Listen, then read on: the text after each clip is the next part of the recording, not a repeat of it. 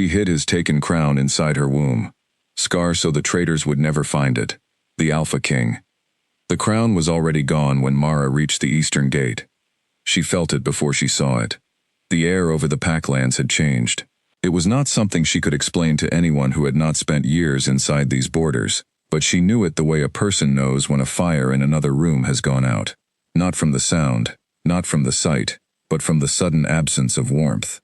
The bond that held the pack together, the invisible thread that connected every wolf to the Alpha, had gone quiet. Not broken. Quiet. And quiet was worse. Mara pressed her back against the stone wall of the outer gate and listened. She had ridden hard from the river crossing. She had not stopped to eat.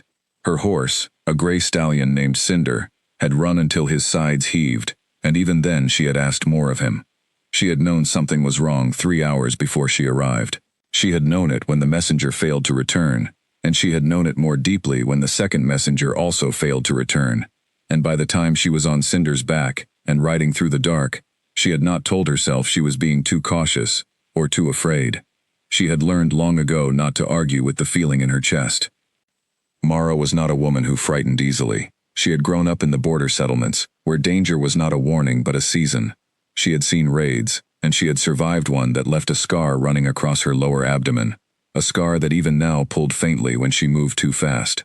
She had trained with the King's Guard since she was 17, had earned her rank not because anyone gave it to her but because she had taken it with both hands and refused to let go. She was 31 now, lean and careful, with dark eyes that noticed everything, and a mouth that said far less than she knew. She had been close to King Alaric for 6 years, not as a servant, not as a guard in the formal sense, though she had stood at his door through many long nights. She was something the court had never found a clean title for, and after a while, they had stopped trying. She heard voices now, through the gate. Not the voices of the usual night sentinels, men she knew by name. These voices were flatter, more formal, speaking with the careful precision of men who were performing authority, rather than holding it. She recognized that sound. She had heard it before, in the weeks after a border lord changed his allegiance. The voice of someone new to power, trying to wear it like it fits. She backed away from the gate and moved along the outer wall, staying close to the stone, keeping her feet light. Cinder, she had already tied to a tree half a mile back. She would go in on foot, or she would not go in at all. There was a place along the eastern wall, near the old drainage channel, where the stones had settled unevenly over the decades. She had noticed it 2 years ago and had said nothing to anyone, filing it away the way she filed away all small, useful things. The gap was not large. She was not a large woman. She went through it sideways, scraping her shoulder, feeling the old scar pull across her middle, and she kept moving. Inside the wall, the courtyard was wrong. Alaric's men, the ones she knew, the ones who had served loyally for years, were nowhere. The usual lamps at the stable entrance were dark.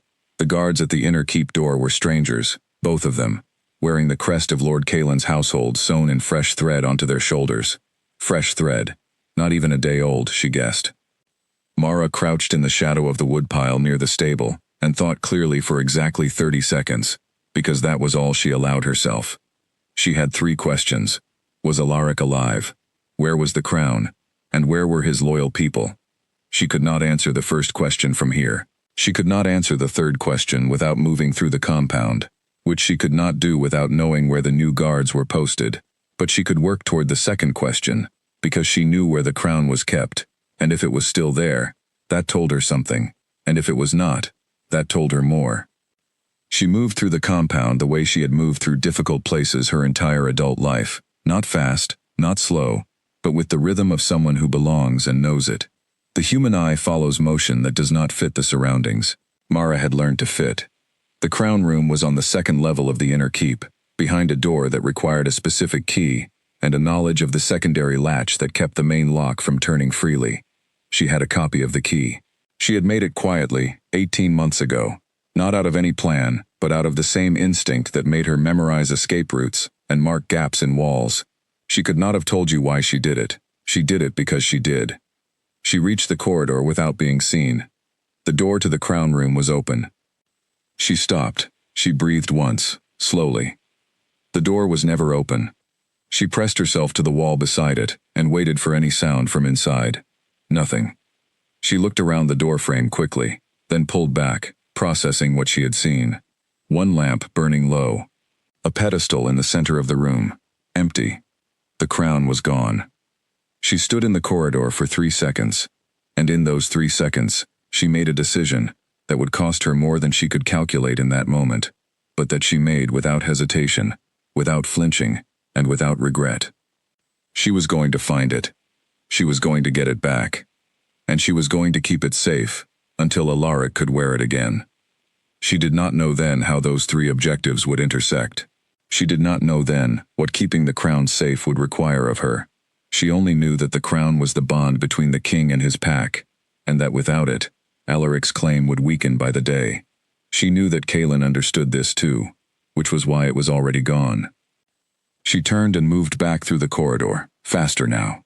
She needed to know where they had taken it, and she needed to know quickly. There was one man in this compound she trusted above all others, aside from the king himself. His name was Owen Farrow, Alaric's head of house security, a quiet man of 53 with gray temples, and a habit of standing very still when he was thinking. She had worked beside Owen for 4 years. She knew his routines, his hiding places, his contingency plans. She found him where she thought she might, in the grain cellar beneath the kitchen, behind the 3rd row of barrels, not hiding so much as waiting. He heard her coming before she spoke, and he did not reach for his knife, which told her he had recognized her step. They took him an hour after sunset, Owen said, without preamble, in the way of men who have no time for unnecessary words. The tribunal. Kaelin brought 12 men.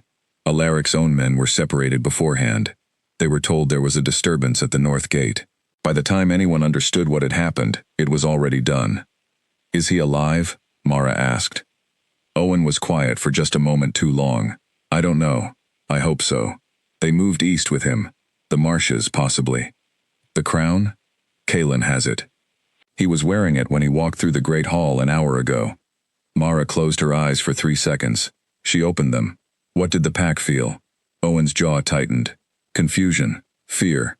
A few of the older wolves are already questioning it. They feel the difference.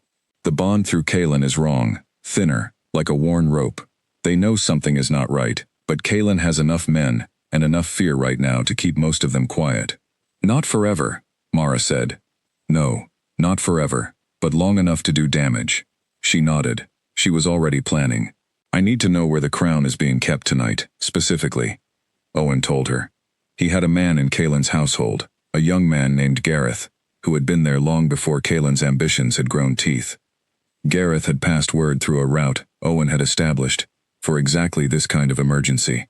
The crown was in Kaelin's personal quarters on the 3rd level of the keep, in a box that Kaelin had brought with him, locked. Mara did not say anything else. She simply looked at Owen, and he looked at her, and they both understood what she was going to do. "You cannot get there without being seen," Owen said. "I will not be seen," she said. It was not confidence that made her say it. It was certainty, which is a different thing entirely. She left the cellar. The 3rd level was more difficult. There were 2 men at the stair, 2 more at the corridor entrance, and 1 standing outside Kaelin's door. 5 men between her and the crown. She could not go through 5 men directly, not without raising an alarm that would bring the whole compound down on her, and that would help no one. She needed a different door. The 3rd level had a window on the west face that was left slightly unlatched in warm weather, because the room behind it got too hot in summer. She was not certain it would be unlatched now. She had one way to find out. The outer wall of the keep had no handholds designed for climbing. It was designed to be impossible to climb, but impossibility is a matter of degree, and Mara had been climbing things that were not designed to be climbed for most of her life. The eastern face of the keep, she remembered, had a ledge above the kitchen roof, and above that ledge was an old iron ring that had once held a pulley system for hauling supplies, long since removed but the ring left behind. And above that ring, if a person's arms were strong enough, was a narrow ledge below the 3rd level windows. She climbed in the dark. Her hands found the iron ring. Her arms burned. The old scar along her abdomen pulled hard as she hauled herself upward, and she pressed her teeth together and kept moving. She was not going to be stopped by a scar. She had never been stopped by it. It was part of her, as everything that had ever been done to her was part of her, and she had made a habit of using her parts rather than apologizing for them. She reached the ledge.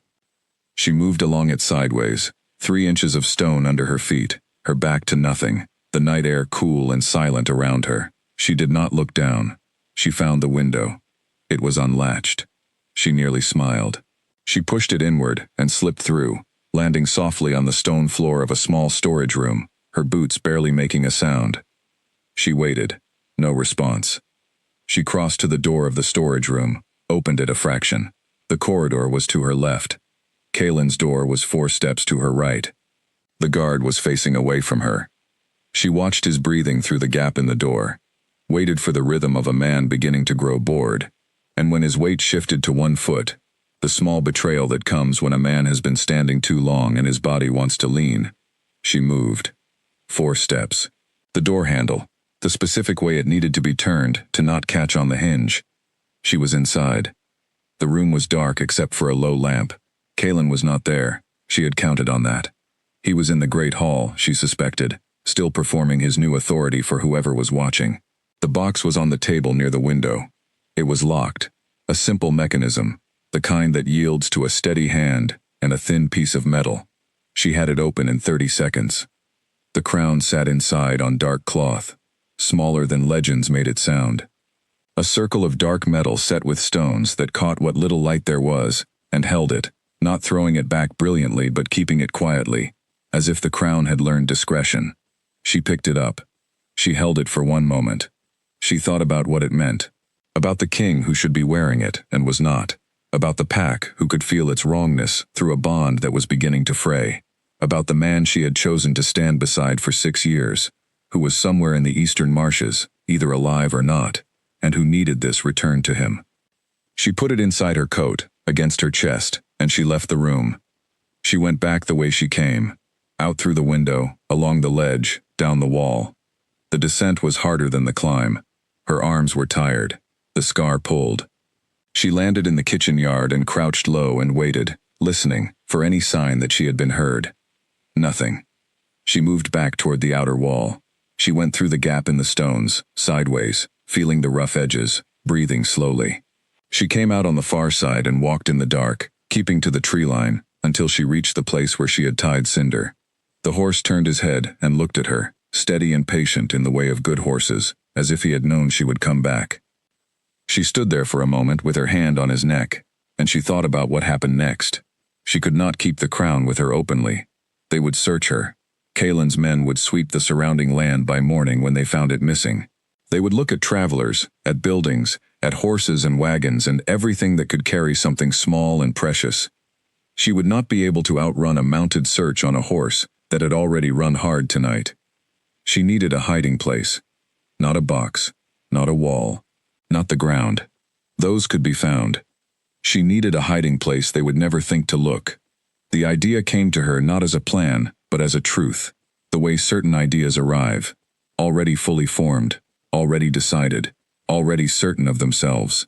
She had a scar on her abdomen. She had a healer she trusted.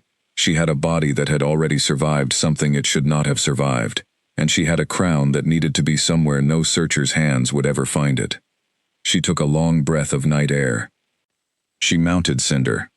She turned him not east, not toward the roads, but north, toward the place where old Helena lived, far enough from the pack compound that Kaylin's men would not reach her by morning. Helena, who had stitched Mara's wound shut years ago with steady hands and quiet words. Helena, who kept her silence the way she kept her instruments, clean and ready.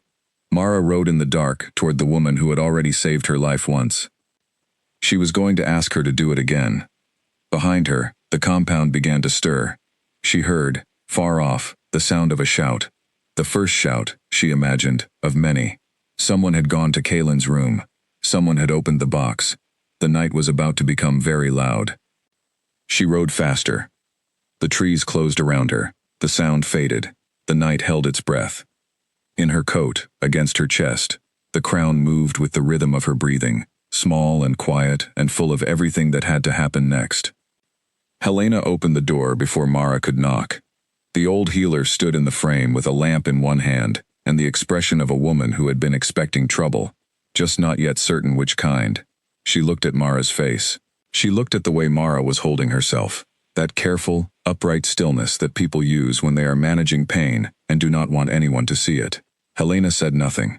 She stepped aside and let her in. The cottage was small and smelled of dried herbs and wood smoke. There was a single table, a narrow bed behind a curtain, shelves, covering every wall with jars and bundles and instruments laid out with the precision of someone who respected their own work. Helena set the lamp on the table and turned to look at Mara properly. "You are bleeding a little," she said, in the calm way of healers who have seen so much that blood is simply information. "It is the old wound," Mara said. "I climbed. It pulled." "Sit down." "Not yet," Mara said. "I need to tell you something first, and then I need to ask you something, and I need you to hear both parts before you answer." Helena crossed her arms and waited. She was 72 years old, small and white-haired, with hands that were still steady, and eyes that were still sharper than most. She had been a healer in these lands before Alaric's father had been king. She had no allegiance to titles. Her allegiance was to the truth of the body, and to the people she trusted, which was a short list and an honest one. Mara reached into her coat and set the crown on the table. Helena looked at it. She did not reach for it. She looked at it the way she looked at an interesting wound, with careful, precise attention. "They took him," Mara said. "Kaelin moved on him tonight. The tribunal. Alaric's men were pulled away beforehand. He was taken east, possibly to the marshes. I do not know yet if he is alive. Kaelin took the crown to the compound and I took it back, and by now he knows it is gone, and his men are searching." Helena was quiet. "They will search everything," Mara said. "Every pack member, every building, every road out. They will stop travelers. They will check wagons. They will dig up floors if they think something is underneath them. But there is one place they will not search." Helena's eyes moved from the crown to Mara's face. "No," she said, and it was not a refusal, so much as a statement of what she was about to say no to, given to herself first, so that she could examine it, before she actually refused. "I have the scar already," Mara said. "It does not need to be a large space. The crown is small. You said yourself, years ago, that the tissue there had healed in an unusual way, that there was a pocket of space that would always exist because of how the original wound settled. I said that in the context of your comfort," Helena said carefully, "not in the context of using it as a vault. I know. Mara, what you are describing is a surgical procedure, without preparation, in the middle of the night, without anything close to the proper conditions." "I know," Mara said again. She said it without drama, without trying to soften it or argue against it. She simply acknowledged every word as true and let it stand. Helena looked at her for a long time. Then she said, "How long?" "Until I can bring it back to him.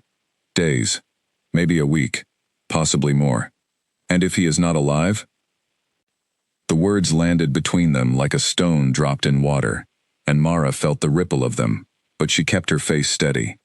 "Then I find someone who can take the crown to where it belongs. Until that moment, it needs to be somewhere no searcher's hands will ever find it. And the only place that qualifies is inside me." Helena walked to her shelves. She stood with her back to Mara, her hands moving over her instruments, her jars, choosing, rejecting, choosing again. She worked in silence for almost 2 minutes. Then she turned around. "You understand what I will need to do?" "Yes. And you understand that healing will be slower than the first time. Your tissue has already been through this once." "I understand. You will need to move normally. You cannot show that anything is wrong. If you favor the wound, if you walk incorrectly, if anyone notices you flinching, they will wonder. And if they wonder, they will search more carefully." "I know how to carry pain," Mara said. Helena looked at her for one more moment. Then she nodded. It took over an hour. Mara lay on the narrow table with a piece of leather between her teeth, not because Helena had given it to her, but because she had picked it up herself from the edge of the table. She made no sound beyond what she could not control. Helena worked with the focus of someone who hates what they are doing, but has decided to do it precisely because they hate it, because precision is the only way to justify the choice. When it was done, Helena placed a dressing over the wound, tight enough to hold, loose enough not to restrict movement. She helped Mara sit up. Mara sat for a moment with her hands flat on the table, breathing in a measured way. You need to rest, Helena said. I cannot rest here. When his men come north, this will be one of the first houses they visit. I know. I am telling you what you need, not what you will do. Mara almost smiled. Where do I go? Helena thought for a moment.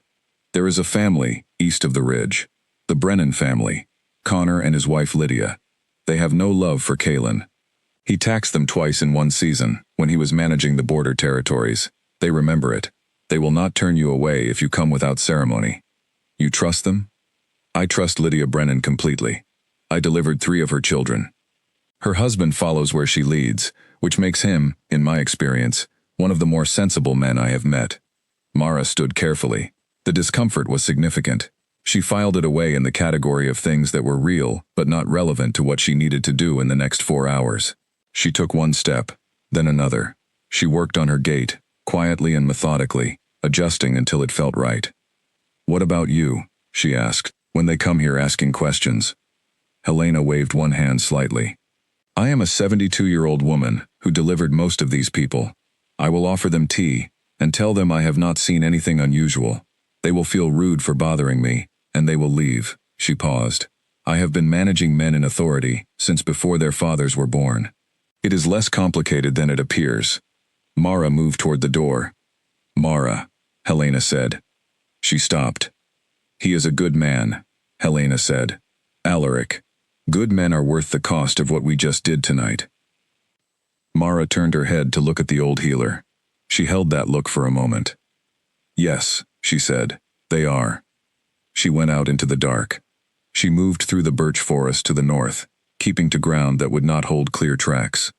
The night was deep and cold, and she moved through it with her teeth pressed together, breathing carefully, keeping the rhythm of her stride even and natural, until it started to feel natural, which took approximately 20 minutes, and which she accomplished through the simple refusal to give in to anything else. The Brennan farm appeared at the edge of the eastern ridge, as the sky was beginning to move from black toward the deep blue that comes an hour before dawn. There was a single lamp in one window. She knocked. Lydia Brennan opened the door and looked at her with the calm assessment of a woman who had spent her life on a working farm, where unexpected visitors at strange hours usually meant something needed handling. Helena Marsh sent me, Mara said. Something behind Lydia's expression settled. Come inside, she said. The kitchen was warm and smelled of bread and wood smoke. Connor Brennan stood near the window, a solid man of about 50, with a quiet face and the hands of someone who worked hard with them. Mara sat at the table and told them enough of the truth to make sense without telling them more than they needed. She had helped the true king. She was carrying something important. She needed a few days. She would not bring Kalen's men to their door. Connor looked at his wife. Lydia looked at Mara. You are hurt, Lydia said. I am managing it. That is not the same thing. No, Mara agreed. But it is what I have. Lydia went to a cupboard and brought back a plate of bread and dried meat and a cup of something warm, and she set it in front of Mara without ceremony. She did not make a production of her kindness. She simply extended it and moved on. Mara ate. She had not eaten since the previous morning. Who is it they are hunting? Connor asked from across the room. The wrong person, Mara said. Connor nodded, accepting this without pushing. He went back to his window and watched the gray light beginning to show across the field. Kalen's riders came through 2 nights ago, he said. Told us new taxes would be assessed at the end of the season. Doubled from last year. He paused. We lost my brother's farm last year. Good land. 3 generations of his family's work. Gone. It will end, Mara said. She said it not to comfort him, but because she believed it and intended to make it true. She slept for 3 hours on the cot they gave her. The discomfort woke her twice. Both times she lay still, breathed deliberately, took stock of herself, and went back to sleep. When morning came properly, she rose and walked around the room, checking her gait, adjusting, working it until it felt the way it needed to feel. That evening, Lydia sat across from her at the kitchen table. You do not have to tell me what you are carrying, Lydia said, but I can see that it is heavy. Not just the hurt, the other kind.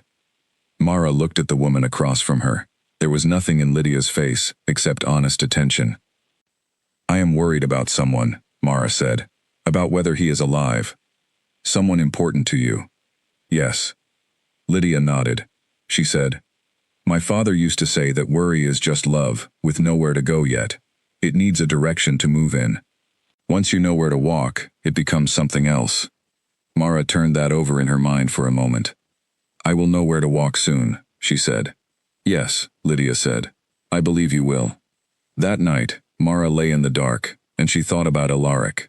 She thought about the first time she had seen him, a man on horseback at the edge of a burning village, not watching the fire, but looking at the people coming out of it, his attention on the living rather than on what was lost. That had been the first thing she had noticed about him, that he looked at people first. She thought about the years after that, the slow accumulation of trust, not built between them actually, but revealed, the way a shape inside stone is revealed when you remove everything around it. They had not made something. They had uncovered something that was already there. She pressed her hand, carefully, against the dressing on her abdomen. She was keeping his crown safe. Every breath she drew, every step she took, was carrying it forward. In the morning she would find Owen. Owen would tell her where Alaric was being held, and then she would begin the work of bringing them back together, the king and his crown, in that order, because one was easier to carry than the other, and she had already chosen which one she would carry herself. She closed her eyes. Outside, the wind moved through the trees with a sound like breathing.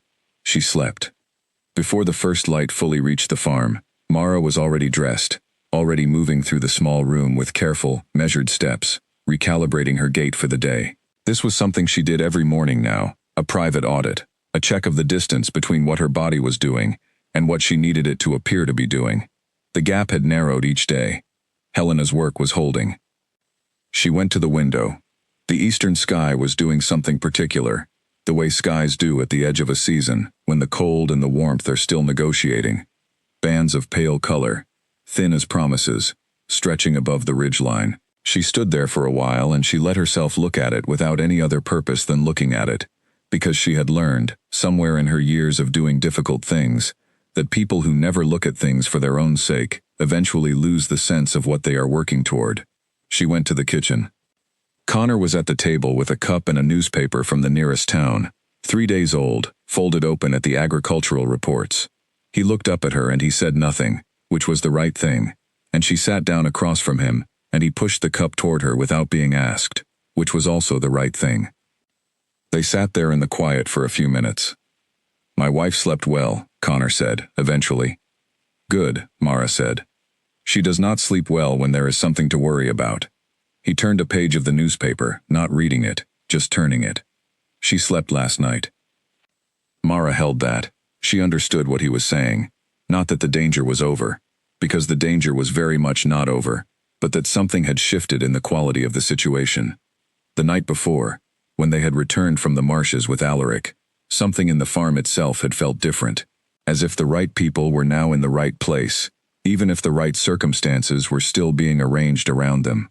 "She told me something," Connor said, "after you all arrived last night, when I came in from checking the horses." "What did she say?"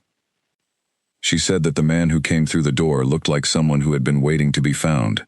He considered the newspaper without seeing it. "She said that about me, once, when we were first introduced. She said I looked like I had been waiting to be found." He paused. "She is often right about that sort of thing." Mara drank her water. She thought about Alaric in the marsh, the way he had walked once his feet were on solid ground, the specific quality of his movement, not the ease of health but the effort of will, which was different, and in some ways more impressive. She thought about the moment in the birchwood when he had stopped and turned to her, and the look on his face that she did not have a clean word for. She thought about what it meant to find the person you had been walking toward, even when you had not known you were walking toward them.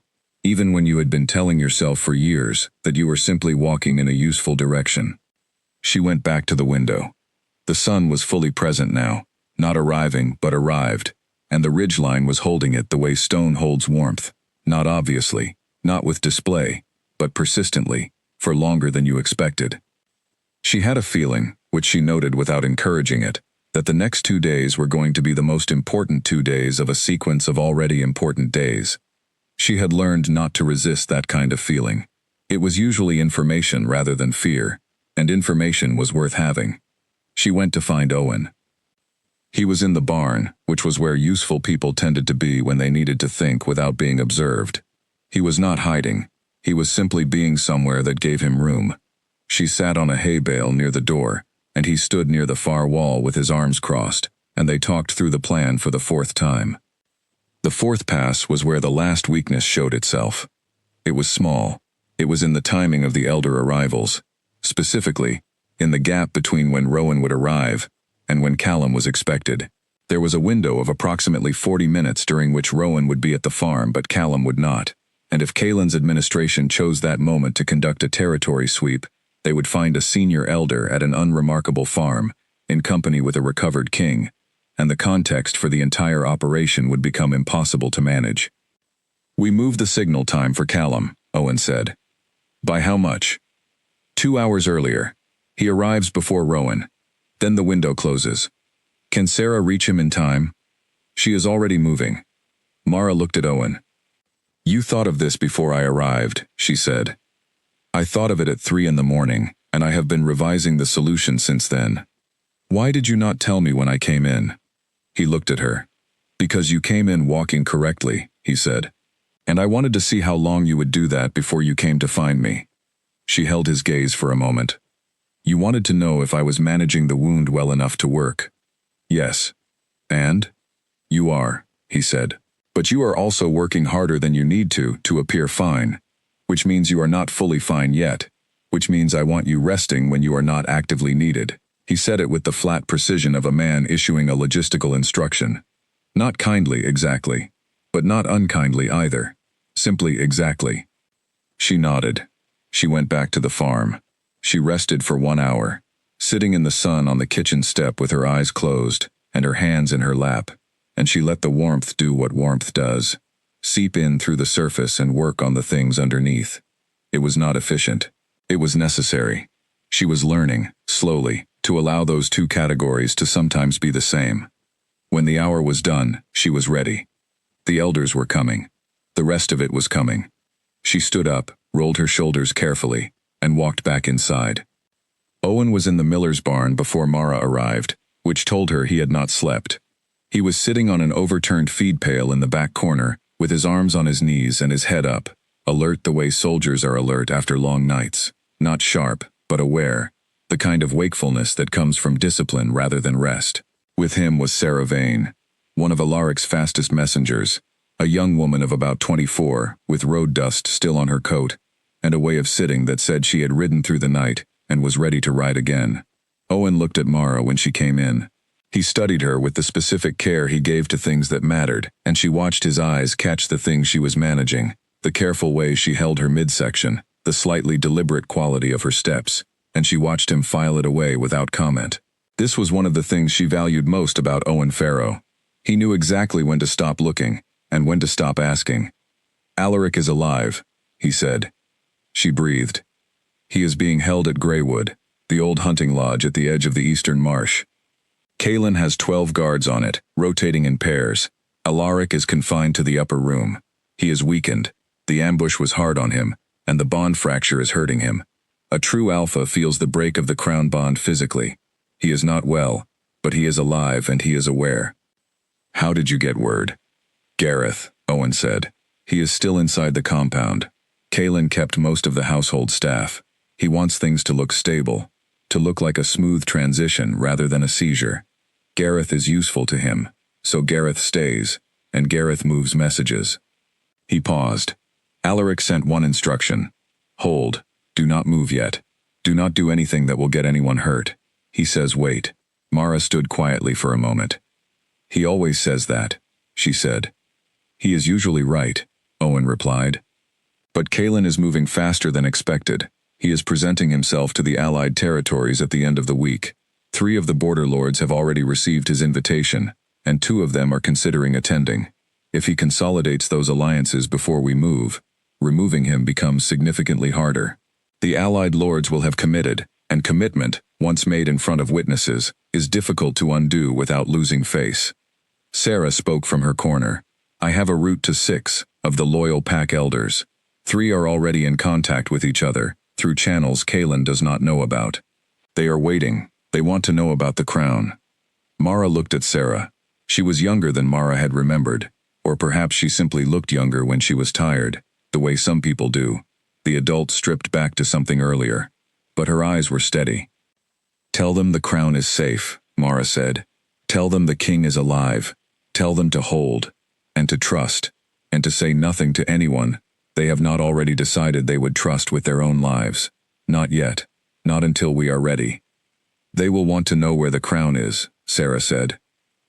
"I know," Mara said. "They do not need to know that yet." Owen looked at her again. Longer this time.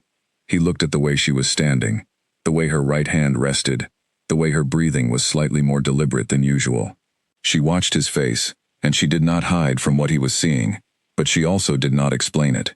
He was a man who understood that some things were shared in their own time. "Is it secure?" he asked. "It is in the most secure place it can be," she said. He nodded once. "Done." She pulled a rough stool from near the door and sat down carefully, because she had been on her feet since before dawn and she was not going to pretend otherwise. She had learned a long time ago that there was a difference between showing weakness and managing yourself sensibly. Sitting down was managing herself sensibly. "Tell me about Greywood," she said. "Every detail you have, every guard, every shift, every approach." Owen talked for the next hour. Greywood Lodge was a stone building, 2 levels, built a generation ago as a hunting retreat for Alaric's father. It sat on a shallow rise above the marsh, with clear sight lines in 3 directions. The only blind approach was from the north, through the marsh itself, which required knowing the safe paths through what was otherwise dangerous ground. The 12 guards worked in rotating pairs, with 2 men on each entrance at all times, and 2 men doing a perimeter walk on the hour. The upper room where Alaric was held had a single window, high and narrow, facing east. There was a door, bolted from the outside, with a guard permanently at it. "The north approach," Mara said, "requires knowledge of the marsh paths," Owen said. 3 people know them well enough to move through safely at night. I am one of them. "I need to go in before the end of the week," Mara said. "Not alone," Owen said, firmly. Not a suggestion, a statement. "No, not alone, but small. A large group makes noise and leaves tracks. 3 people, maximum. You, for the paths, me, and someone who can hold a position if things go wrong." Owen thought. "Nathan Cole," he said, after a moment. He was one of Alaric's personal guard for 4 years before he took border assignment. Kalen reassigned him east when he took over. Probably thought he was getting him out of the way. "He is at the border post at Eastfield. I can get a message to him." Mara nodded. She had met Nathan Cole twice, briefly. He was a quiet man, economical in the way that genuinely capable people often are. No performance, no display, just competence laid down like brickwork. "Get the message out today," she said. "We move in 3 days." 3 days does not give us much room, if Kalen's meeting is at the end of the week, Sarah said. "No," Mara agreed. "It does not." She rode back to the Brennan farm through the middle of the day, taking the long way around through the old pastures where the grass was still yellow from the late frost, and the land looked empty and quiet. She passed 2 of Kalen's riders at a distance on the main track, and she did not look at them, and they did not look at her. She was a woman on a horse, on a country road in the middle of a day. The most dangerous things often look like that. Back at the farm, Lydia had work for her, not because Lydia needed the help, but because she understood, without being told, that Mara needed something to do with her hands. They spent 2 hours working in the kitchen garden, pulling the last of the autumn growth, and they talked about small things, the weather, the quality of the soil this year, the late planting that Connor had tried in the south field. It was the kind of conversation that has almost nothing to do with what is actually happening, and everything to do with staying human in the middle of a difficult thing. In the evening, while Lydia cooked and Connor sat mending a piece of harness by the fire, a rider came to the farm. Not one of Kalen's men, one of his administrators, a thin-faced man named Greer who had a habit of writing down everything he saw in a small book he kept in his coat pocket. Mara had heard of Greer. He was the kind of person who served power not out of loyalty or conviction, but out of habit, and who believed that information was a form of currency. She went through the back of the kitchen the moment she heard the knock, pressing herself into the gap beside the cold pantry, out of sight. She heard Connor open the door. She heard Greer's voice, precise, carefully courteous in the way of people who want something, but are not ready to demand it. He was asking about travelers, specifically about a woman, alone, who might have passed through the area in the past 2 days. Connor's voice was steady and flat. My wife and I keep to ourselves. We have not had travelers. No one has stopped here? No one seeking food or water or shelter? No one, Connor said. A brief pause. Then Greer said, pleasantly, we may need to inspect the property as part of the territory review that is underway. That is your right, Connor said. I will need 2 days' notice, as is the tradition. You know the law in this regard. Another pause. Greer knew the law. He said he would be in touch, and he left. Mara came back into the kitchen. Connor was standing at the closed door, with one hand still on the handle, his jaw set. He did not turn around for a moment. Then he did. 2 days, he said. He will be back in 2 days. I will be gone before then, Mara said. I am sorry for the risk this is putting you in. Connor shook his head. Do you know what Kaelin's first act as lord of this territory was, the year he was given control of the East? He sat down heavily in his chair. He had the boundary stones moved, our south field, 3 acres of it. The stones moved 20 feet into our land, so that we were farming territory that was now legally his. We had to buy our own crops back that year. He looked at her. The man he sent to move the stones, that man had a family who ate because of his wages, and so I understand it was not his fault. But Kaelin sent him. Kaelin moved those stones. He went back to his harness mending. So do not apologize to me for the risk. Mara sat down.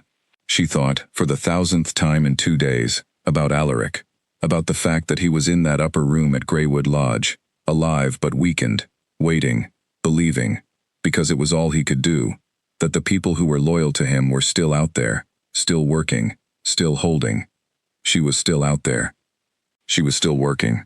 She was still holding. She thought about Kaelin. She had known him the way she knew most powerful men, through the accumulation of small observations over time. She had watched him at dinners and councils. She had listened to the way he spoke about the pack, about the territories, about Alaric. There was always a thinness to his loyalty, a place where the warmth ran out and something cooler and more calculated lived underneath. She had noticed it. She had filed it. She had not acted on it, because noticing is not evidence, and evidence was what you needed to bring a concern to a king. She should have brought it anyway. She should have said something. She had known the shape of what he was, and she had told herself she was being too cautious, too suspicious, too inclined to see threats in places they might not exist. She was not going to make that mistake again. In 3 days, she was going into the marsh. She spent the remaining time doing what she always did when waiting was required. She prepared. She studied the route Owen had described. She rested when her body demanded it and moved when it needed to move. She ate when Lydia fed her. She thought through every part of the plan multiple times, finding its weaknesses, working around them, building in contingencies for the contingencies. On the second day, word came through Sarah's network that Nathan Cole had received Owen's message and was already moving toward the agreed meeting point west of the marsh. He had come alone, as requested, and he had brought nothing that would identify him as one of Alaric's people. He was a man traveling between border posts, as far as anyone watching could see. On the evening of the 3rd day, Mara said goodbye to Lydia and Connor Brennan. Lydia pressed her hands between both of her own and looked at her steadily. You will come back when this is finished, she said. It was not a question. Yes, Mara said, I will come back when this is finished. She meant it. She did not say things she did not mean. She walked out into the night, pulling her coat close, and she moved toward the marsh. Behind her, the farmhouse light held in the window like something kept alive deliberately, and she did not look back at it, but she felt it at her back, the way you feel warmth from a fire at a distance. Present, steady, reminding you that warmth exists, and that you are moving towards something that will matter. Owen and Nathan were waiting at the edge of the tree line where the path into the marsh began. Owen looked at her. He said nothing. She looked back at him. All right, she said. Let's go. The night after meeting Owen and Sarah at the miller's barn, Mara returned to the Brennan farm through the eastern pasture, moving quietly across ground she was beginning to know well. She had walked the same path 4 times now, and she could feel the variations in the ground underfoot without looking. The soft place near the second fence post, the slight rise before the stone wall, the place where two old tree roots had pushed the soil into ridges. She paid attention to ground. It was the kind of attention that kept you alive. Connor had left a lamp on the kitchen step. She noted this and was grateful for it in the specific way she was grateful for practical things, completely, and without needing to say so. Inside, she found that Lydia had left something on the table covered with a cloth. She lifted it. Bread and a hard cheese, and a cup of cold water. She ate at the table in the dark with the lamp from the step now on the table beside her, and she was quiet with herself, in a way she rarely was. Usually there was always another thing to attend to, another question to work through, another variable in the plan that needed examining. Tonight she was too tired for more than one thought at a time. The thought she had was, Nathan is coming. Owen has the marsh paths. In 3 days we move. She repeated it in her mind, the way you repeat a thing when you want to make it solid. In 3 days. She finished eating. She washed the cup at the basin. She set the cloth back over the plate and went to the back room. She lay on the cot and she thought about Nathan Cole. She had assessed him quickly, in the way she assessed everyone she had to rely on. Not just their skills, but their character. Because skills without character were not reliable in the specific ways that mattered most when situations became difficult. Nathan was a man who had served Alaric's personal guard for 4 years. That meant he had seen Alaric in all the conditions that a personal guard sees. Tired, frustrated, uncertain, struggling with decisions that had no clean answer. A personal guard who stayed 4 years was a man who had seen the real person and decided to keep serving them. That was the specific kind of loyalty that held. He had also left the border post immediately on receiving Owen's message. No questions. No negotiation. This was another piece of information. He did not need to understand the full picture before he moved. He trusted the source. She trusted him. She turned onto her back and looked at the ceiling, and she went through the Greywood plan one more time. The marsh approach, Owen's pole, the north window, the storage room, the stair, the guard at the upper door. She stayed on the guard at the upper door for a long time. This was the most variable element. Everything else could be anticipated and prepared for. Guards could be moved, windows could be latched or unlatched, routes through the marsh could be known or unknown. But a man at a door was a specific human being whose behavior could only be predicted within a range, not exactly. She had the herbs from Helena. She had the approach she had planned, the instruction framing, the implied authorization from above. She had the specific knowledge that guards on long shifts in the middle of the night, standing at doors with nothing happening on the other side, are working against a kind of boredom that makes them want to respond to something, anything, that gives them a task. She was going to give him a task. It would work. She was almost certain it would work. She allowed herself the small distance between almost and certain, acknowledged it, and then set it aside. Uncertainty was real. Functioning in the face of it was the skill. But she closed her eyes. She slept in 30-minute intervals, waking between them to listen to the sounds of the farm and the night outside, finding them consistent each time. The creak of the house, the wind, the distant sound of the livestock settling, nothing that did not belong. On the fourth waking, just before dawn, she lay still for a moment, and she thought, 2 days. 2 days until the marsh. She got up. She dressed. She went to the kitchen, and she began the day. Over the following 48 hours, the network that Owen had built over years of careful, quiet relationship building showed what it was made of. Messages moved through routes that Kalen's administration did not know existed. Responses came back in hours rather than days. Each piece of information that arrived was specific and useful, and not dressed up with anything it did not need to be dressed up with. These were people who had been chosen for their ability to communicate clearly under pressure. Gareth sent word that the guard at Greywood had not been changed, which meant the same 12 men were on their 4th or 5th straight night of rotation, and they were tired. This was valuable. Tired guards at the end of a long assignment had already made the internal calculation that nothing was going to happen. They had moved from vigilance to maintenance, which was a different mode entirely. Sarah sent word that she had spoken with Elder Iris through an intermediary, and that Iris was already in motion, moving carefully but moving.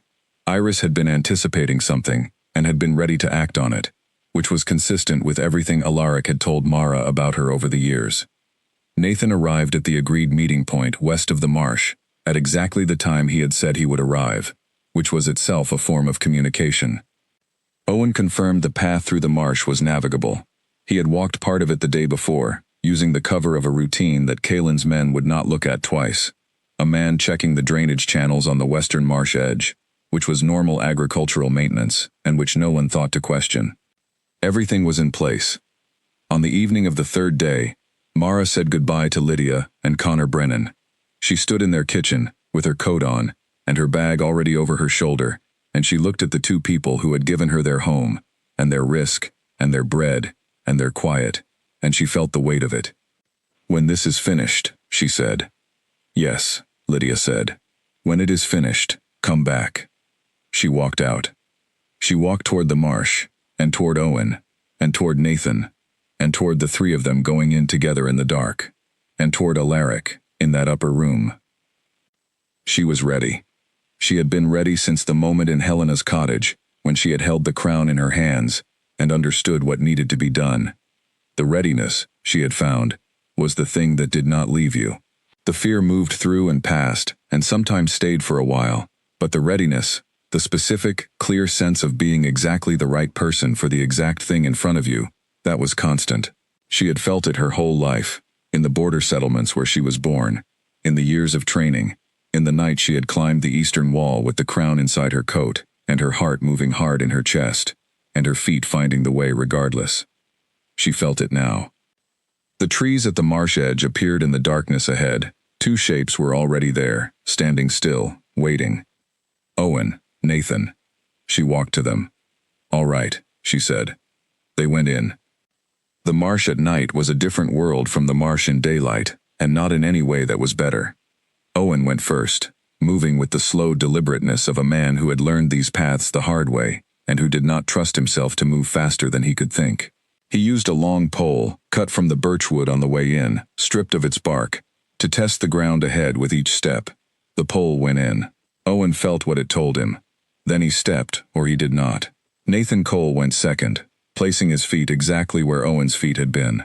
Mara went third, and she did the same, and she added to her attention the ongoing management of the wound at her center, keeping her core stable, breathing through the moments when the uneven ground wanted to throw her hip sideways and pull something she could not afford to have pulled. The marsh had a smell that was alive in a complicated way. It was the smell of things that were always in the process of becoming other things. Water becoming earth, plant becoming soil, alive becoming not alive but also feeding what would be. She had always thought, in a remote way, that there was something almost honest about that kind of place. Nothing pretended to be permanent. Everything acknowledged what it was part of. They did not speak. Owen had been clear about this before they entered. No voices unless there is an emergency, and even then, nothing above a whisper.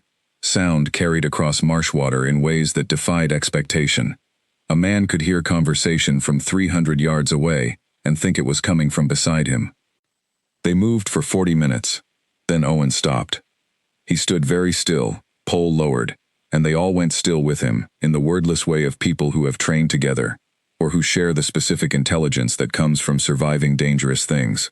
Mara listened. She heard it after a moment.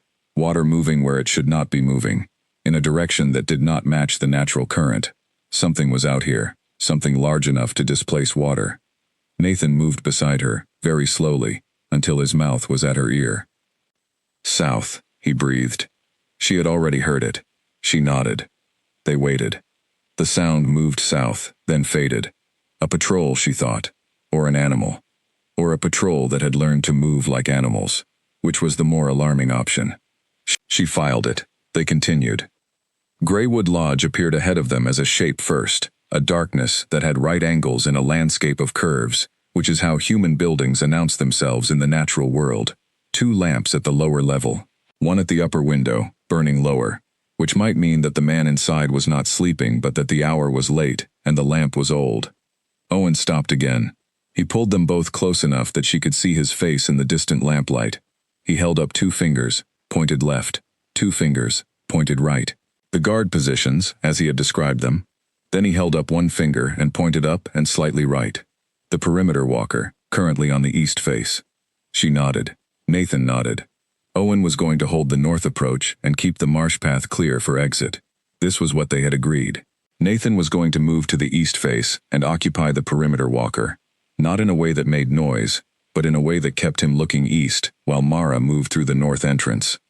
The north entrance was the least guarded, because it faced the marsh, and no one expected an approach from the marsh. This was the advantage she had, and it was the only one she had, and she intended to use every bit of it. She moved when Nathan began to move, not together, separately, dividing the attention of anyone watching, making two quiet things in the dark instead of one.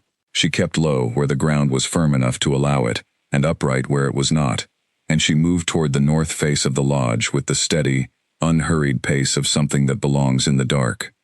The north entrance was a heavy wooden door, old iron fittings, and a bar on the inside. She had not expected to go through the door. She had expected to go over the wall and in through the lower window on the north face, which Owen had said was sometimes left unshuttered, because the ground floor storage room it opened into was used by the night guards for breaks, and they liked the air. It was unshuttered. She went through it. The storage room was empty. One lamp hanging near the far door, turned low.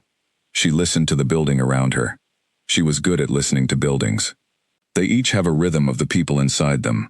Footsteps, breathing, the creak of weight shifting.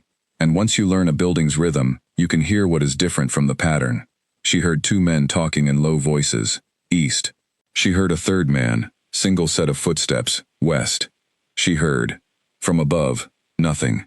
But above was where Alaric was, and he was alive, which meant above was where she was going. The stair was stone. Stone was good. Stone did not creak. She went up it with her back to the wall, one step at a time, testing each one for any sound before she gave it her weight. She reached the top. The corridor was short. There was a single door, a guard in front of it, a man sitting in a chair with his arms folded, his head at the angle of someone fighting sleep and currently losing. This was the hardest part. She needed him away from the door without making a sound, without involving Nathan, without going back for Owen. She had thought about this. She had thought about it for 3 days. She reached into her coat and she found the small cloth packet she had prepared before leaving the Brennan farm.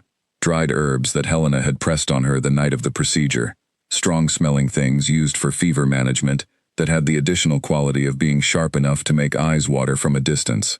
She opened it in her fingers, and she held it down at her side, and she walked forward in the corridor, like someone who had every right to be there. The guard heard her. His head came up. He was not fully awake, which helped. She walked toward him with the attitude of a person who had been sent from downstairs on a routine matter, and she held the cloth behind her and she said, in a quiet, flat voice, "One of them in the East Room is asking about the rotation." He blinked. "What? East Room? Wants to know if the rotation is changing tonight." She stepped closer. She was 4 steps away now. 3. "Did you not hear the question come up from below?" "No one told me." "Could you check? I was told specifically to get confirmation from the man on the upper door." He stood, because she had given him something that sounded like an instruction from above himself, which was the specific nature of authority chains that could be exploited. People responded to the form of an order rather than its source. He turned, half-turned, and Mara stepped in and pressed the open cloth directly under his nose and held it there, which was not a polite thing to do, and not a thing she enjoyed doing, but which accomplished in approximately 6 seconds what nothing else she had available to her could have accomplished. He went down without a sound. She caught him. She lowered him into the chair. She propped him in a position that would read, from a distance and in low light, as a man still sitting on guard. She took the key from his belt. She opened the door. The upper room was dark except for the low lamp. For a moment she could not see where he was, because her eyes had adjusted to the corridor, and now had to adjust again, and in those few seconds, she felt everything she had not allowed herself to feel for the past 3 days rise in her chest. The fear, the relief, the anger at the situation, the desperate need to simply know. Mara. His voice. Low, rough from disuse, but his. She found him in the corner, sitting with his back against the wall, and his knees drawn up. The posture of a man who had been managing pain, and had chosen a position that did not require much from his body. He was looking at her. Even in the low light she could see the shape of what had been done to him, not the details, but the shape. She crossed the room, and she went down on one knee in front of him, and she looked at his face. He looked at her for a long moment. You came through the marsh, he said. Yes. How? Owen. He nodded. He tried to straighten, and she put one hand on his shoulder, and he stopped. Not yet, she said. Talk to me first. Tell me what hurts. He told her. It was not a short list. His right side was the worst. Something cracked or broken from the ambush, she could not tell which without Helena's hands. His head had taken a blow. His eyes tracked correctly, which was a good sign, but the headache had been significant and constant. And the bond, the fracture of the crown bond, was doing something she could not see but could hear in his voice, a thinning of his usual solidity, as if part of the structure that held him together was temporarily missing and everything else was having to work slightly harder. The crown, he said. He looked at her face, and something in his expression sharpened. Where is it, Mara? She held his eyes. She took his hand, and she placed it, gently and carefully, against the front of her coat, below her ribs, where the dressing was. He was still, very still. He looked at her face, and she looked back at him, and she did not look away. She watched him understand what she had done. She watched his eyes change. He did not say anything for a long time. When he spoke, his voice was very quiet. You hid it in your own body. Yes. Mara. It is safe, she said. You are safe. That is what matters right now. He looked at her with something in his expression that she did not have a word for. Not just gratitude, not just disbelief, not just the particular pain of a person who understands what someone else has given up for them and cannot find the shape of a response equal to the gift. Something that contained all of those things, and something else underneath them. Something older. She stood. She put her hands under his arms, carefully, and she helped him to his feet. Can you walk? She asked. Yes, he said, firmly, without hesitation. She believed him. Then we walk, she said, north, through the marsh. Owen is waiting. He leaned on her for a moment, finding his balance, and she bore that weight, without adjusting her footing, which required more from her midsection than she would have preferred, but she was not about to comment on it. When he straightened and she felt the lean ease, she did not let herself show how much she had needed him to straighten. I have a lot of questions, he said. I know, she said. Ask them when we are in the marsh. She led him to the door. The north window was higher from the ground on the exit than it had been on the way in, which was not a physical fact but a felt one. Heights change depending on what you are carrying when you look down. Alaric looked at the window, then at Mara. I can manage it, he said. I know you can, she said. Tell me if you need a hand. He went through first, because getting a man with cracked ribs through a window required him to lead with his better side, and his better side needed to go first. She watched him navigate it with the careful, deliberate quality of a person managing specific pain in specific bones, not favoring himself in an obvious way, not making it visible, but precise about the use of each arm and how much weight went where. He came through to the outside without making a sound. She followed. Nathan came last, pulling the window almost closed behind him, leaving it in the position that would read, from the inside, as it had been before, not quite closed, as the night guards preferred it. The three of them stood on the north face of the lodge in the dark, and the marsh was in front of them, and Owen was somewhere in it, waiting at the margin of what was safe ground. He will whistle, Mara told Alaric, quietly. 2 low notes. When you hear it, walk toward it. I know how to follow a signal, he said. I know you do, she said. I am reminding myself as much as you. They moved. The path through the marsh on the return felt different from the approach, partly because she had already done it once, and knew its particular demands, and partly because the quality of her attention was different. On the way in, her attention had been entirely forward. The lodge, the guards, the plan. On the way out, her attention was divided between forward and beside, between the path and the man moving along it with her. She was aware of every breath he took, not because she was monitoring him, or not entirely because of that, but because the proximity of a person you have been afraid for has a particular quality, a heightened realness, as if the relief of their presence makes them more present than they were before. Owen's signal came from ahead, 2 low notes, barely above silence. She signaled back. They moved toward him. Nathan fell back to the rear, covering the line behind them, and she heard nothing from him. He was as quiet in motion as anyone she had worked beside, which was the kind of quiet that comes from years of practice, rather than from being cautious by nature. He was not cautious. He was trained. Owen materialized ahead of them. She saw his shape, then his face. He looked at Alaric, and he nodded once. Something in Owen's face shifted and resettled with the specific efficiency of a man who allows himself exactly as much feeling as the situation can absorb before returning to function. It was a quality she had always respected in him. He did not suppress things. He scheduled them. There would be a time for what Owen felt about this moment, and it would not be right now, in the marsh, with the guards still cycling their rounds at the lodge behind them. They came out of the marsh. She breathed the drier air. Beside her, she heard Alaric do the same thing. The ground was solid under her feet. The trees at the marsh edge stood in their usual places. The sky above was doing what the sky did, ongoing and unbothered, full of stars that had no particular interest in the events below them, and which were, for this reason, quietly comforting. "The Brennan farm," she said to Owen. He nodded. They moved north along the marsh edge, and then cut through the old pasture and into the birchwood, and the birchwood held them in its particular pale-trunked quiet, and they walked through it without speaking, because what needed to be said had mostly been said, and what had not been said yet had its own time coming. She walked beside Alaric through the birch trees. At one point, his hand found hers in the dark, not dramatically, not with any pronouncement, simply found it, the way things find each other when they have been moving in the same direction long enough. She did not pull away. She kept walking. The birch trees stood around them, white in the dark, holding the starlight at their edges. The marsh was behind them. The farm was ahead. The crown was wrapped against her ribs, moving with each breath she took, neither heavy nor light, simply there. She was carrying it home. She had always been carrying it home. She just had not always known that home was a direction rather than a place, that it moved, and that you found it not by standing still but by walking toward the people and the work that required exactly what you had to give. The farm light appeared ahead through the trees, warm and steady in one kitchen window. Lydia had left it on. Of course she had. Getting out of the lodge was harder than getting in. Getting in, Mara had only herself to move. One person, light, controlled, trained to be quiet.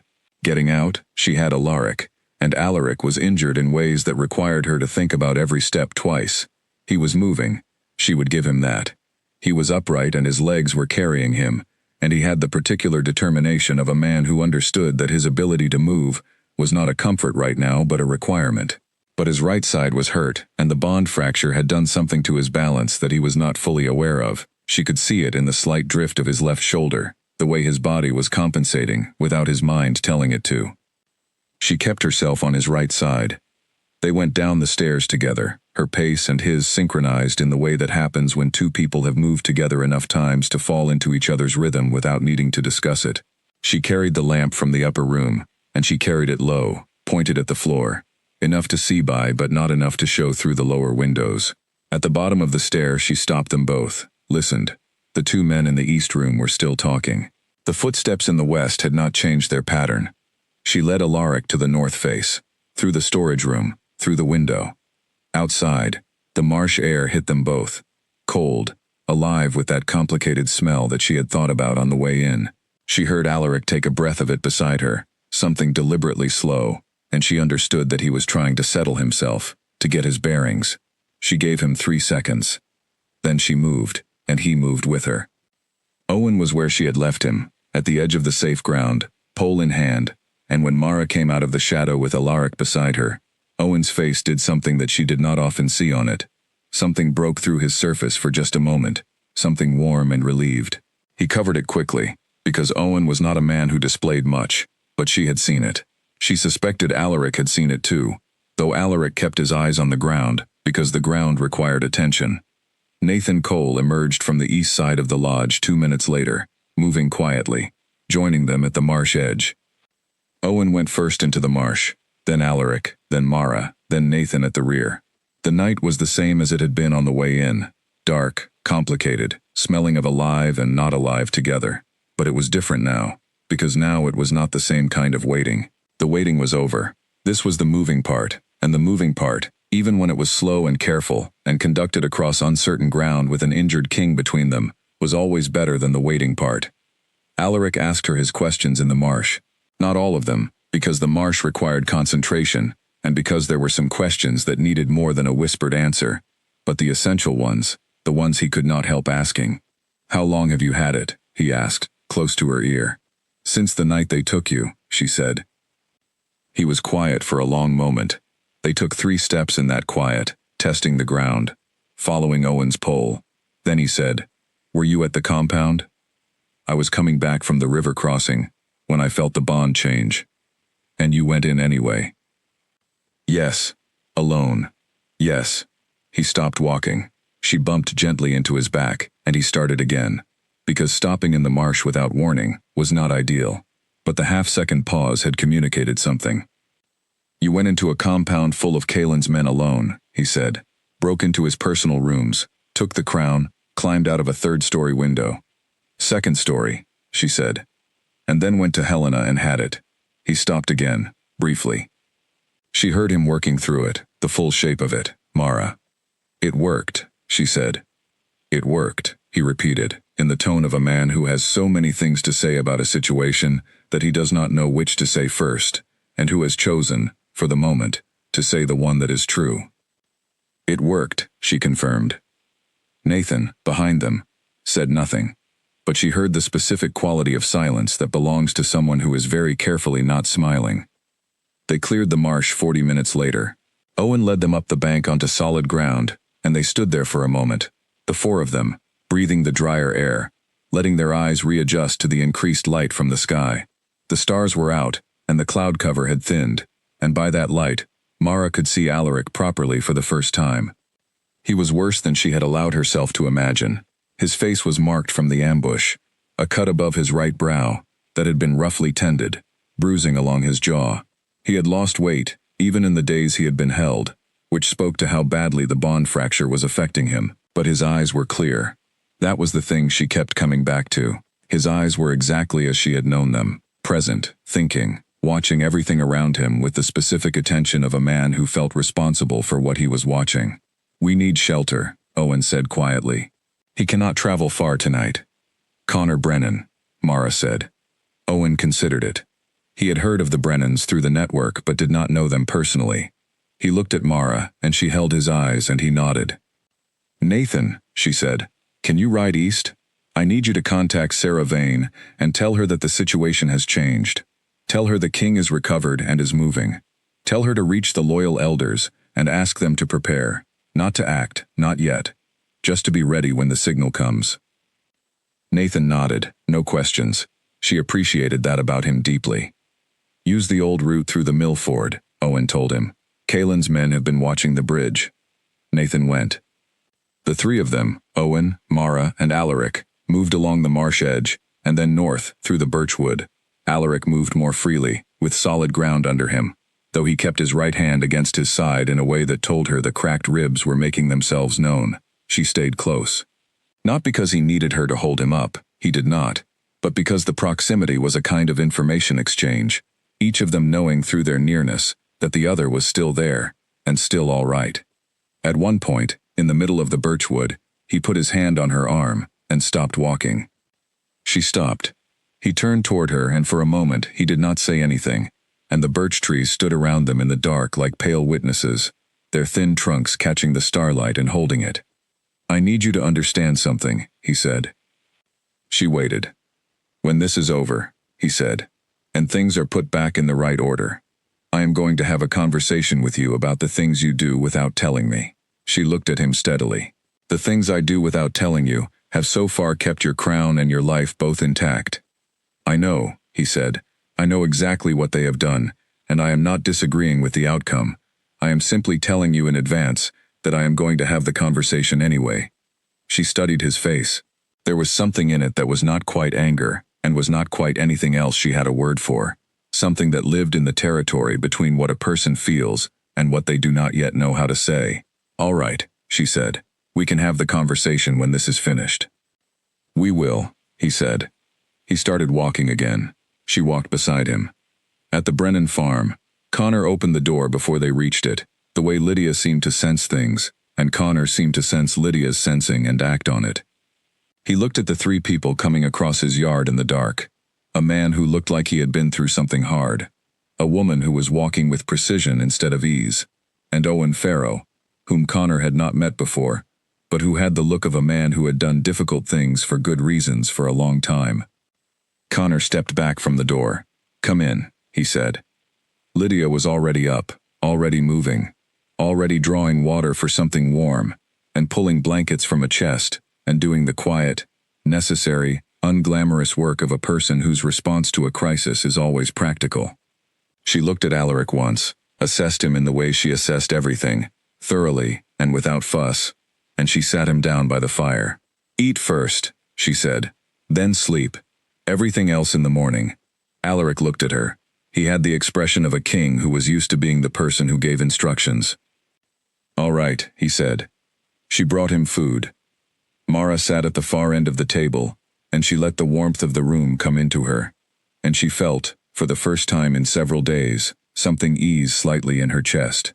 Not all of it, not most of it, but some fraction of the tension she had been carrying released itself into the warm kitchen air. Owen sat beside her. He poured 2 cups of water from the jug on the table. He set one in front of her. He drank his own. 3 days until Kaylin's meeting, he said, very quietly. "I know," she said. "We will need the elders. We will need at least 4 of them together in one place, to make the declaration formal, and we will need the crown back where it belongs, before we can make any of this hold." "I know," she said again. She looked across the table at Alaric. He was eating. He was watching the fire while he ate, thinking the way he always thought, widely, carefully, turning things over. And he was alive, and the crown was where she had put it, and tomorrow was coming, whether she was ready for it or not. She was going to be ready for it. She drank her water. She looked at the fire, and she let herself have exactly one moment of feeling the full weight of everything that had happened, and everything that was still to come. And she sat with it without moving, because sometimes that is what strength looks like. Then she put the moment away. There was work to do. Morning came through the Brennan kitchen windows with the blunt honesty of a morning that has work in it. But Mara was the first up, which was not a surprise to anyone, and she stood at the window with a cup of water, and she watched the light arrive with the patient attention of someone who was using it as a thinking tool, rather than simply looking. Alaric came in, 20 minutes later, moving with more care than yesterday, but also with more sureness, which was the direction she had wanted. He sat across from her at the table, and they looked at each other in the morning light, which was different from looking at each other in the dark of the marsh or the lamplight of the lodge. More honest, more ordinary, and somehow because of that more real. "Tell me everything you know about Kaylin's meeting," he said. She told him. He listened the way he always listened, with his entire attention, not performing focus but actually exercising it, asking a question at exactly the moment when a question would clarify something, rather than interrupt something. 2 questions, total. The rest was listening. When she was done, he said, "He is moving faster than I expected. I thought he would wait a month to approach the border lords, to let the pack settle into the change before seeking external validation. But approaching them now means he is not confident about the pack settling." "He should not be," Mara said. "The bond through him is wrong, and the pack feels it." "Yes. And he knows the pack feels it. So he is trying to move faster than the feeling can organize itself into something he cannot manage." He was quiet for a moment. "Which means our window is exactly as tight as Owen said it was." "It is also tighter than we thought," she said. She told him about the administrator Greer, about the 2-day window before the property inspection. "We need the elders here, and what needs to happen before Greer's men arrive, which means we have less margin than Owen's original estimate." Alaric nodded.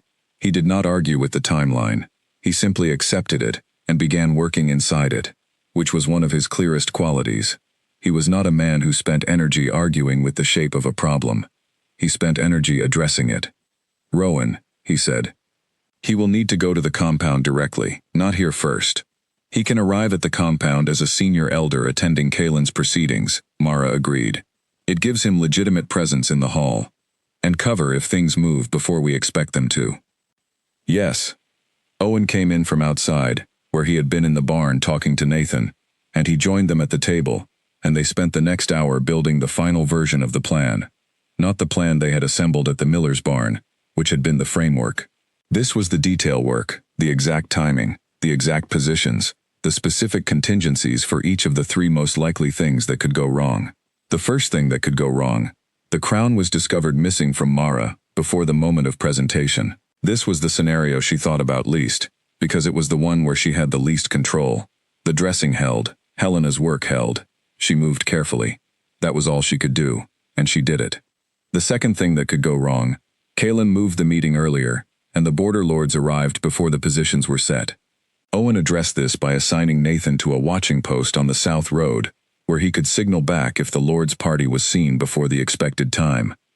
The third thing that could go wrong: one of the elders was stopped or turned back. This was why they had reached 6 elders and not 3. If any 2 of the 3 primary elders made it, the declaration was valid. If only one arrived, it was more complicated, but still possible, depending on which one. They went through each scenario until the answers were as solid as they could make them. There is a point in planning where more planning does not improve the plan. It only gives you more to think about when you should be sleeping, or eating, or moving. She recognized this point. She said, "That is enough." Owen looked up. "We know what we know," she said. "The rest is execution." He nodded. Nathan came in from the barn and looked at the 3 of them at the table, and read the room with the accurate speed of someone who had been doing this a long time. "Ready?" he said. "Not yet," Mara said. "Tonight. Get some rest this afternoon if you can." He went back out. She looked at Alaric. "You too," she said. He looked at her. 2 hours, she said. "At minimum. You are going to need to walk into that hall tomorrow and look like yourself. And right now, you look like a man who has been in a marsh and a lodge and several difficult conversations in rapid succession, which is what you are, and which will not serve us when the border lords are making their first impressions." He held her gaze for a moment. She held it back. 2 hours, he said. 2 hours, she confirmed. He went. She sat alone at the table for a moment, and then she did something she almost never did, which was to simply sit, without a purpose, for 60 seconds. She put her hands flat on the table. She looked at the grain of the wood, which was old and marked with the history of the family that had lived with it. She thought about the Brennan family, the brother who had lost his farm, the stones moved 20 feet, the 3 generations of work made into nothing by a man who could move stones. She thought about what it would take to make sure that did not happen again. She thought about what kind of king built a reign on that principle, on the principle that small people in working kitchens were the actual substance of the land, not its decoration. She knew what kind. He was sleeping in the next room. Tomorrow, she was going to walk into that hall and hand him his crown, and the thing that had been wrong was going to be made right. She sat with that. Then she went to check on the dressing, and to eat something, and to prepare, in the small, practical ways that she had always prepared for important things, not with ceremony, but with attention. One more day. Tomorrow. Morning at the Brennan farm came in through the east window first, and found Alaric awake before it arrived. Mara knew this, because she had been awake too, since before dawn, sitting in the chair near the window in the room they had given her, going over the next 48 hours in her mind, with the methodical attention she gave to everything that mattered. She heard him moving in the next room. She heard Connor's voice, low and courteous, offering something. She heard Alaric's voice in return, quieter than it usually was, but present, real. She went in. He was at the table with Connor, with a cup in his hands and the look of a man who was using the warmth of the cup deliberately, as something to hold on to while the rest of his body tried to come to terms with itself. The firelight was good to him, and unkind to him at the same time. Good, in the way firelight is to everyone, giving everyone a kind of warmth and life in its glow, and unkind, because it also showed clearly the bruising along his jaw, the cut above his brow, the way he was sitting with his right arm slightly inward. He looked at her when she came in. Something in his expression settled. "How are you sleeping?" he asked her. It was not the question she had expected. She had expected a question about the plan, about the elders, about Kaelin's timeline. She looked at him for a moment. "Well enough," she said. His eyes moved briefly to the front of her coat and back to her face. "You need Helena to look at it." "I know. Today. When we have time." "Mara," he said. She sat down at the table. Connor quietly stood up and went out to the yard, which was either very good manners or very good sense, possibly both. There is a timeline, she said. Kaelin meets with the border lords at the end of the week. We need the loyal elders together, and in the same place before that happens. That means the next 2 days are the days when everything either comes together or does not. I understand the timeline, Alaric said. He was looking at her steadily. I am asking you about you. She held his gaze. I am functioning. That is not. I know it is not the same thing, she said. Lydia told me something similar recently. But it is what I have right now, and it is enough. He was quiet for a moment. He set down his cup. You hid my crown in your body, he said, in a tone that was not quite anything she could name. Not accusatory, not admiring, just true, laying the fact between them, like a thing that needed to be seen in the light before anything else could be said around it. Yes, she said, because there was no other way to keep it safe. There was no other way that I was certain about. There might have been other ways. I chose the one I was certain about. He looked at his hands for a moment, then at her. You chose to hurt yourself, to keep something safe for me. I chose to do something difficult, she said carefully, to protect something that matters. That is not the same as hurting myself for your sake. It is choosing a cost, because the alternative was worse. What was the alternative? The alternative was Kaelin finding the crown, consolidating his bond with the pack, and the chance of returning it to you becoming smaller every day. She kept her voice level. I did the math. You did the math, he repeated, with something that was almost, not quite, a short sound of disbelief. Yes. He looked at her for a long time, the way he had looked at her sometimes over the years, when she said something that required him to look at her properly before he responded. He had always done this, taken the time to look at her instead of just hearing her, as if her face contained information that her words did not always include. Owen said you went into the compound alone, he said. Owen told you that. Owen told me several things last night while you were sleeping. He told me about the gap in the eastern wall. He told me about the climb. He told me about Helena. He paused. He told me he did not know you had already done what you did with the crown, until you were in the marsh together, and he worked it out from the way you were carrying yourself. She said nothing. He said. Alaric stopped. He seemed to be selecting his words. He said that in 4 years of working alongside you, he has never once seen you fail to do what needed to be done. He said that, in his opinion, you are the most reliable person he has ever met. And he said it with the specific tone of a man who was both grateful for that quality and slightly terrified of it. Mara found, to her own surprise, that she needed to look at the table for a moment, rather than at Alaric's face. Owen is a good man, she said. He is, Alaric agreed, and so is Nathan, and so are the Brennans. He paused. You built all of this, while you were carrying the crown and managing a wound, and running from Kaelin's men. You built the framework for getting me out, and getting us to a position where we can actually do something. It was not just me, she said. Owen had the network. Sarah had the messenger routes. Nathan. You pulled it together, he said. You were the thread it all ran on. She did not argue with that. It was true, and arguing with true things was a habit she had never developed. Tell me about the elders, she said. Tell me who I am dealing with. I know some of them from council sessions, but you know them better. He accepted the change of direction. He began to talk, and she listened, because this was what was needed now, the kind of honest intelligence exchange between two people who trusted each other completely, which was the rarest thing in any political situation, and the most valuable. Elder Rowan was the most senior and the most traditional. He would need to see the crown with his own eyes before he committed to anything. He was not a man who acted on reports. He was a man who acted on evidence that he had witnessed personally. Elder Callum was faster moving, but more cautious about public commitment. He would agree privately, and then watch which way the wind moved before he said anything in front of others. Elder Iris, and here Alaric's voice changed slightly, became warmer, was the one who had been most vocal in her discomfort with Kaelin's ascension. She had said things, quietly, in the right ears. She was the one who had reached out first through Owen's network. Iris is the one we need to reach first, Alaric said. If we have Iris, we have the chain that pulls the others. Owen returned from wherever he had been.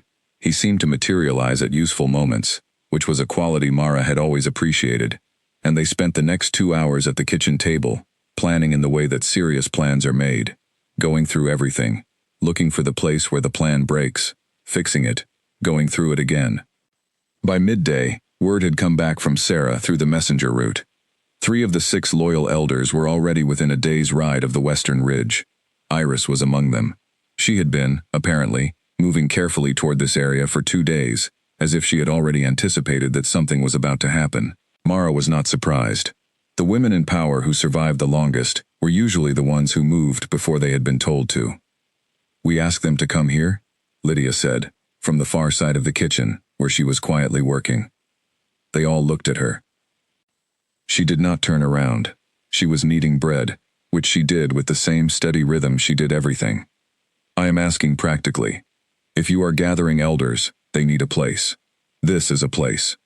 We are not on any of Kalen's inspection lists for 2 more days.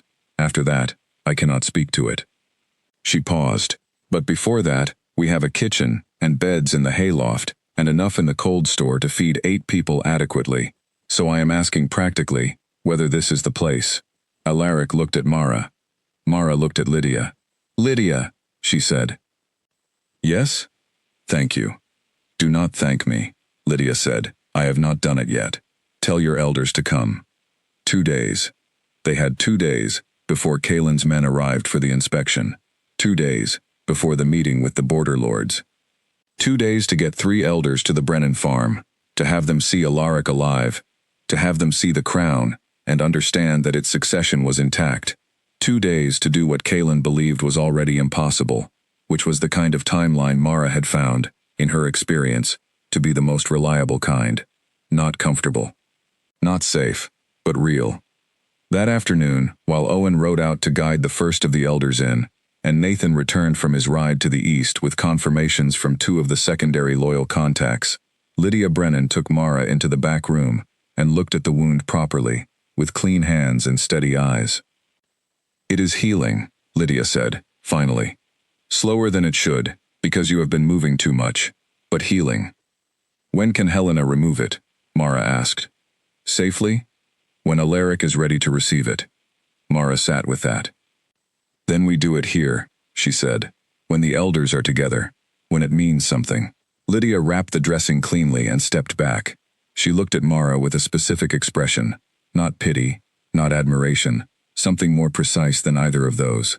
Something that acknowledged, without dramatizing, that she was looking at a person who had done something extraordinary, and was treating it as ordinary, which was either the strongest kind of courage, or the most habitual kind, and which might, in the end, be the same thing. "You are a very unusual person," Lydia said. "I am a practical one," Mara said. "Yes," Lydia agreed. "As I said." Outside, the sun was moving west, and the birch trees at the edge of the farm were beginning to catch it, going gold, in the way of autumn trees that have decided to be beautiful, one last time before the winter. Mara sat on the edge of the cot for a moment after Lydia left, and she looked at the light coming through the narrow window, and she let it be beautiful without needing anything from it. Then she got up. The elders were coming. There was still everything to do. When Callum arrived, 2 hours earlier than originally planned, as Owen had rearranged, he came with the air of a man who had been traveling quickly without wanting to appear to be traveling quickly. His coat was clean, his manner composed, but there was a specific quality to his breathing and to the deliberateness with which he sat down that told Mara he had been pushing. He sat across from Alaric, and he studied him with the same quality of attention that Iris had used, the reading behind the face look, and then he turned and looked at Mara, and then he looked at the table. "I had 17 conversations in the past 3 days that told me different things," he said.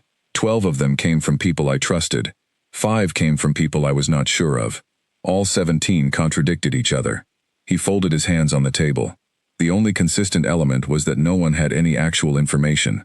Everyone was reasoning from what they expected rather than what they knew. He looked at Alaric. "I find it very useful to see you sitting at a kitchen table." "I find it useful to be sitting at one," Alaric said.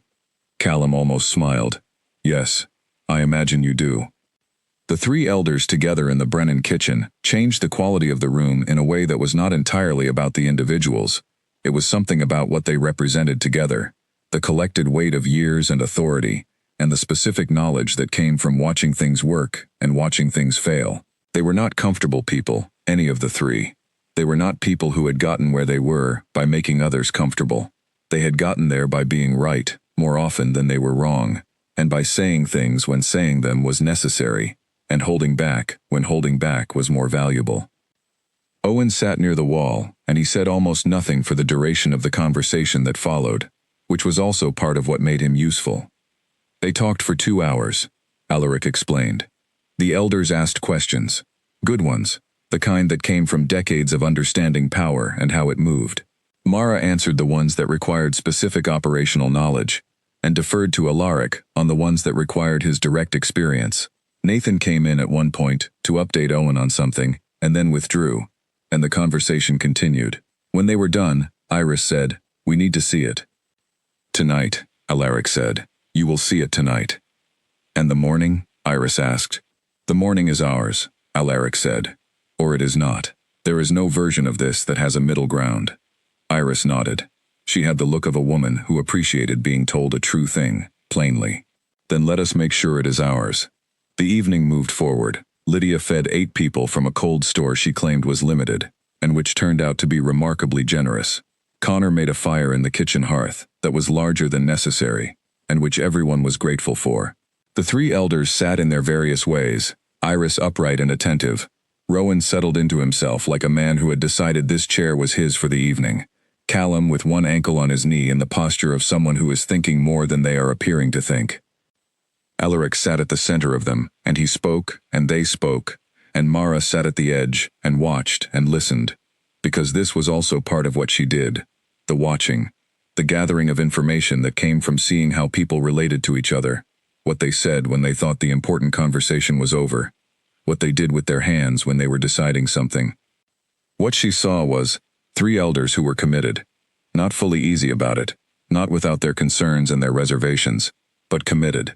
The concerns were real, and she did not dismiss them in her mind as obstacles.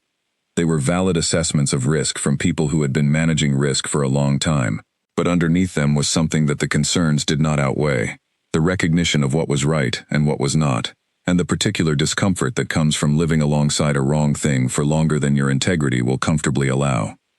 They had been uncomfortable for the past week. Tonight they were going to do something about it.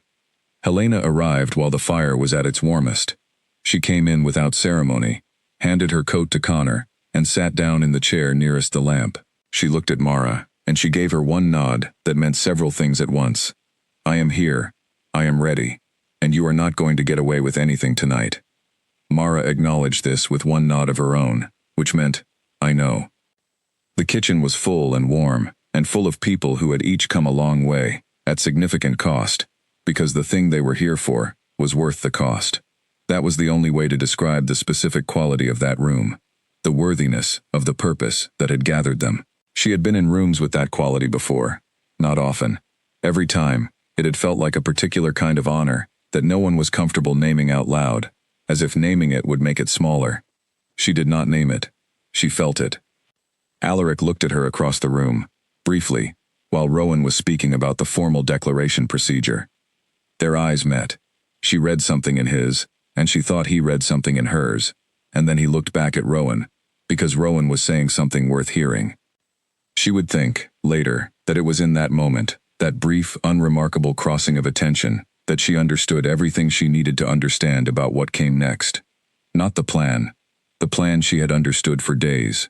The other next. The personal one, after the public work was done. She filed it. There was still tonight. There was still tomorrow. She brought her attention back to the room. Elder Iris arrived first, as the sun was dropping behind the western ridge. She came alone, which surprised no one who knew her. She was a woman of 68, who had been on the council for more than 3 decades, and she had never in those 3 decades brought an escort when she felt the escort might slow her down or give away her position. She rode a brown mare, unhurried, the way a woman rides when she is thinking rather than running. And she came up the Brennan farm track in the fading light, with the air of someone who had been invited to dinner, and had arrived at exactly the right time.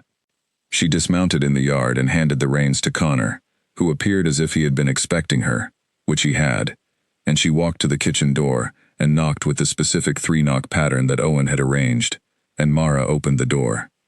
The two women looked at each other. Iris had met Mara 3 times over the years, always at official council gatherings, always in circumstances where protocol governed the interaction. She had a way of looking at people that felt like she was reading something slightly behind their face, slightly deeper than the surface. She used it now. "You look tired," she said. "I have been busy," Mara said. "Yes," Iris said. "I heard." She came inside. She looked across the kitchen at Alaric. The moment stretched. Alaric stood up from the table, carefully, because of the ribs, but fully upright, and he met her eyes. Iris's expression did something that she covered quickly but not quickly enough.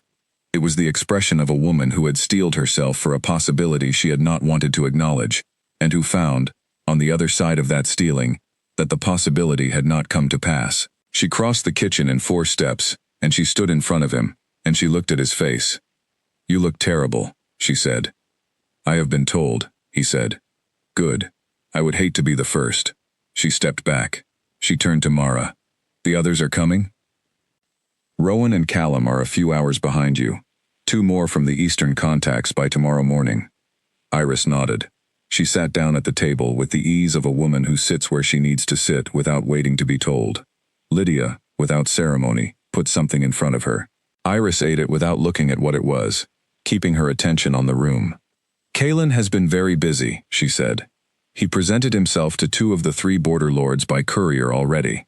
He did not wait to do it in person. He sent gifts." She said the word with a specific flatness. "Good ones, practical ones, the kind of gifts that suggest he understands their actual needs, rather than their stated preferences, which tells me that someone clever is advising him." "Who?" Owen asked from the corner. "I do not know," Iris said. "But someone who has been paying attention for longer than we realized." This was useful. This was the kind of information that did not come from anywhere obvious. It came from a person who had been paying attention for a long time, and who had a network of her own. Mara added it to the map in her mind. "The crown," Iris said. She looked at Mara directly. "I was told it is safe. I need to see it." "Tonight," Mara said. "When Rowan and Callum are here, I will show all 3 of you at once." Iris accepted this without pushing. She was a woman who knew when to be patient and when to press, which was, in Mara's opinion, the most useful skill any person in power could develop. Rowan arrived 2 hours after dark, and he was not alone. He had brought a young man with him, a grandson or apprentice or some combination, who waited outside with the horses while Rowan came in. Rowan was older than Iris by about 10 years, slower in his movements but not in his mind, a large man who had once been larger, and who still carried the frame of his earlier self like a structure that had settled but not fallen. He looked at Alaric with the expression of a man who was checking a fact and finding it correct, and he sat down, and he said nothing for a moment. Then he said, to Alaric, "I need the crown." "I know," Alaric said. "Not as a symbolic exercise. I need to see it, and feel the bond confirm it, before I say anything that commits me publicly." "I understand," Alaric said. "Tonight." Callum came in an hour after Rowan, arriving with his usual courteous manner and his usual air of a man who was thinking 3 conversations ahead of the one he was actually having. He was 55, dark-haired, with a way of speaking that was always slightly more formal than the situation required, which was both a quality and a habit, and sometimes hard to tell which. He greeted Alaric with precisely the right degree of warmth, genuine, but measured, not committing to any public position before he had confirmed what needed confirming. When all 3 were gathered, Mara looked at Owen. Owen looked at Alaric. Alaric looked at Mara. "Now?" he said quietly. "Now," she said. She had asked Lydia to come in, and Helena had arrived in the late afternoon, summoned through the network, traveling quietly on a road she knew well enough to use without thinking. Helena came to stand at Mara's side without being asked to. Mara stood at the end of the kitchen table. The 3 elders were seated before her, with Alaric beside them, and Owen and Nathan standing near the wall, and Connor and Lydia in the doorway. It was not a formal ceremony. There was no setting that could have made it formal. There was a kitchen table with wear marks on it from years of use, and there were working people standing in their own home, and there were 3 council elders who had ridden through danger to get here, and there was a king who had barely survived the week. It was more real than any ceremony. Helena worked with the same quiet precision she had used in her cottage.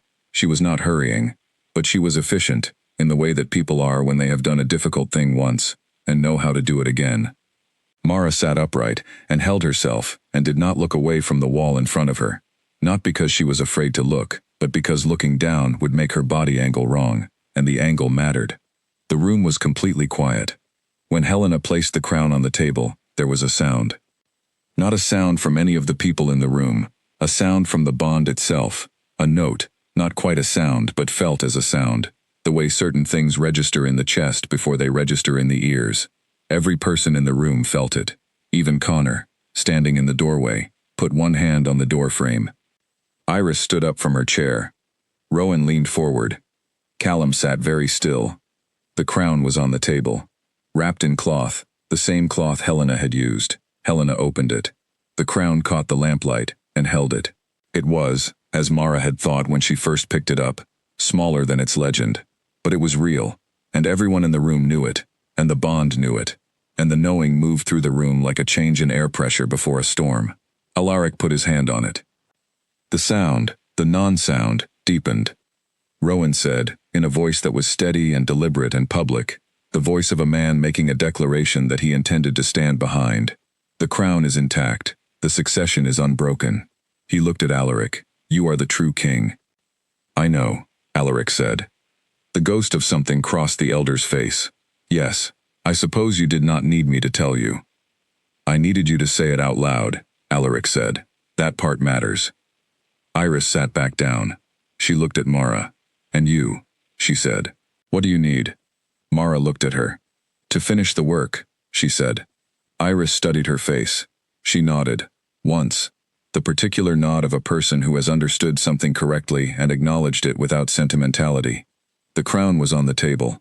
The elders had seen it. The bond had confirmed what it always confirmed, that there was one true center to the pack's connection, and it was present, and it was intact. Tomorrow was the day of Kaelin's meeting with the border lords.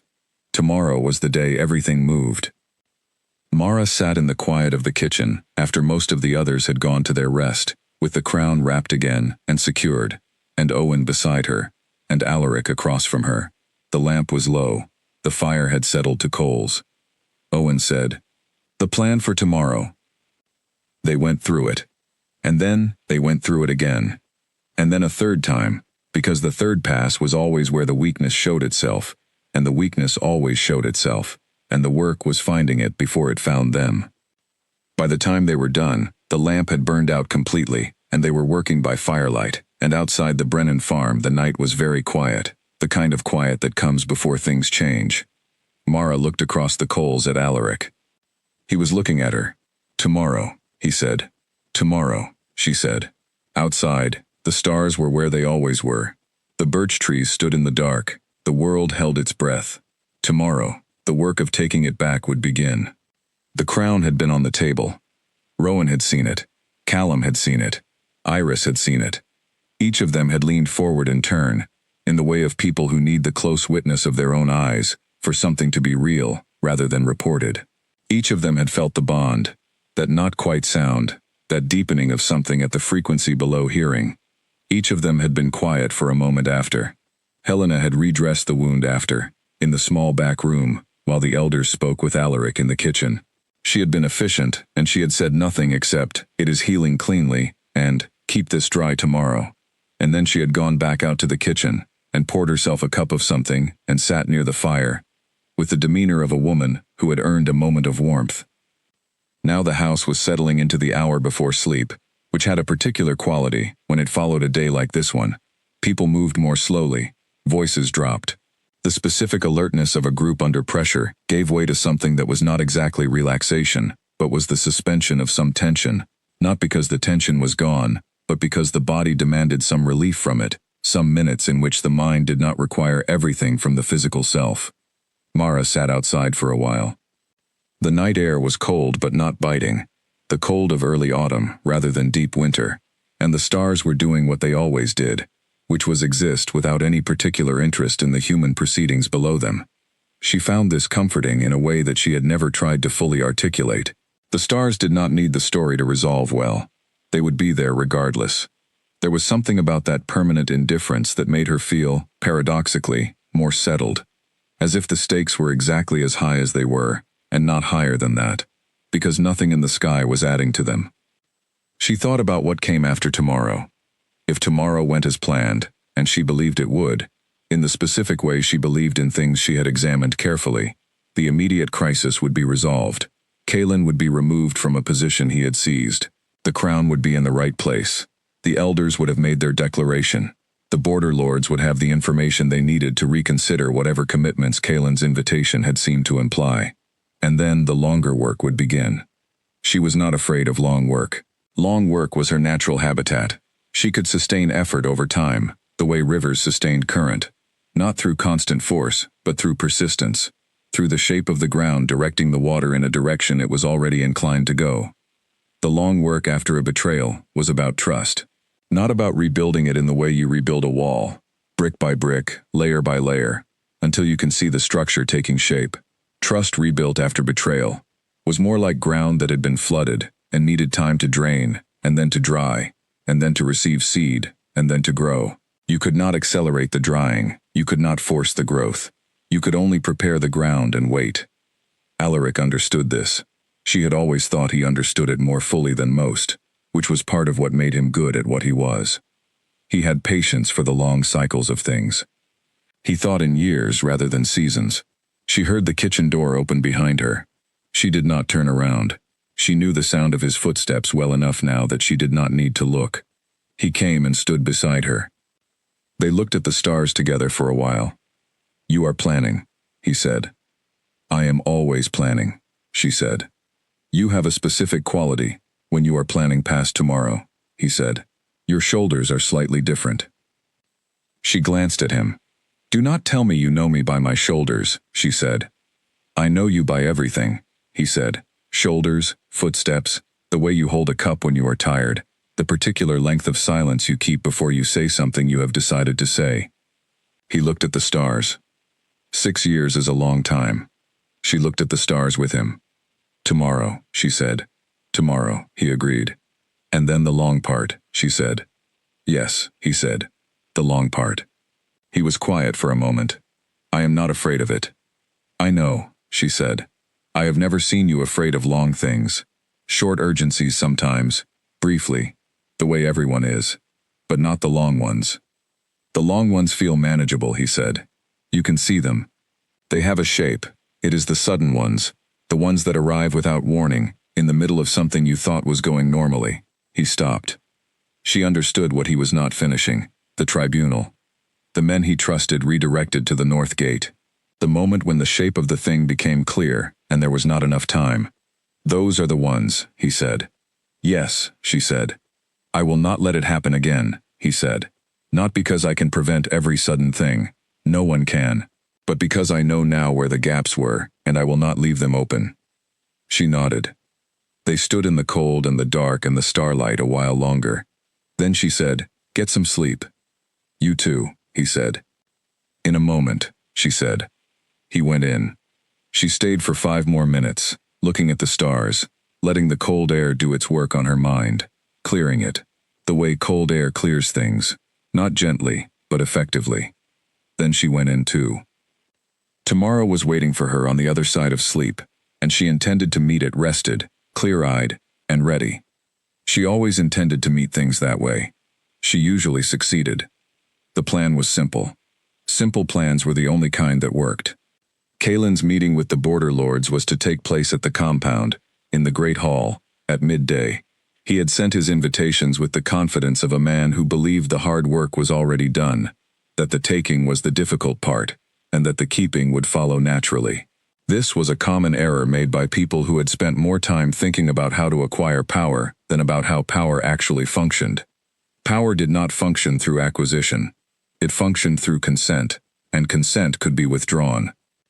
The 3 elders had left the Brennan farm before dawn, each by a different route, each with a specific destination and a specific timing. Iris was going to Rowan's primary residence, where several of the pack's secondary elders had quietly gathered over the past week.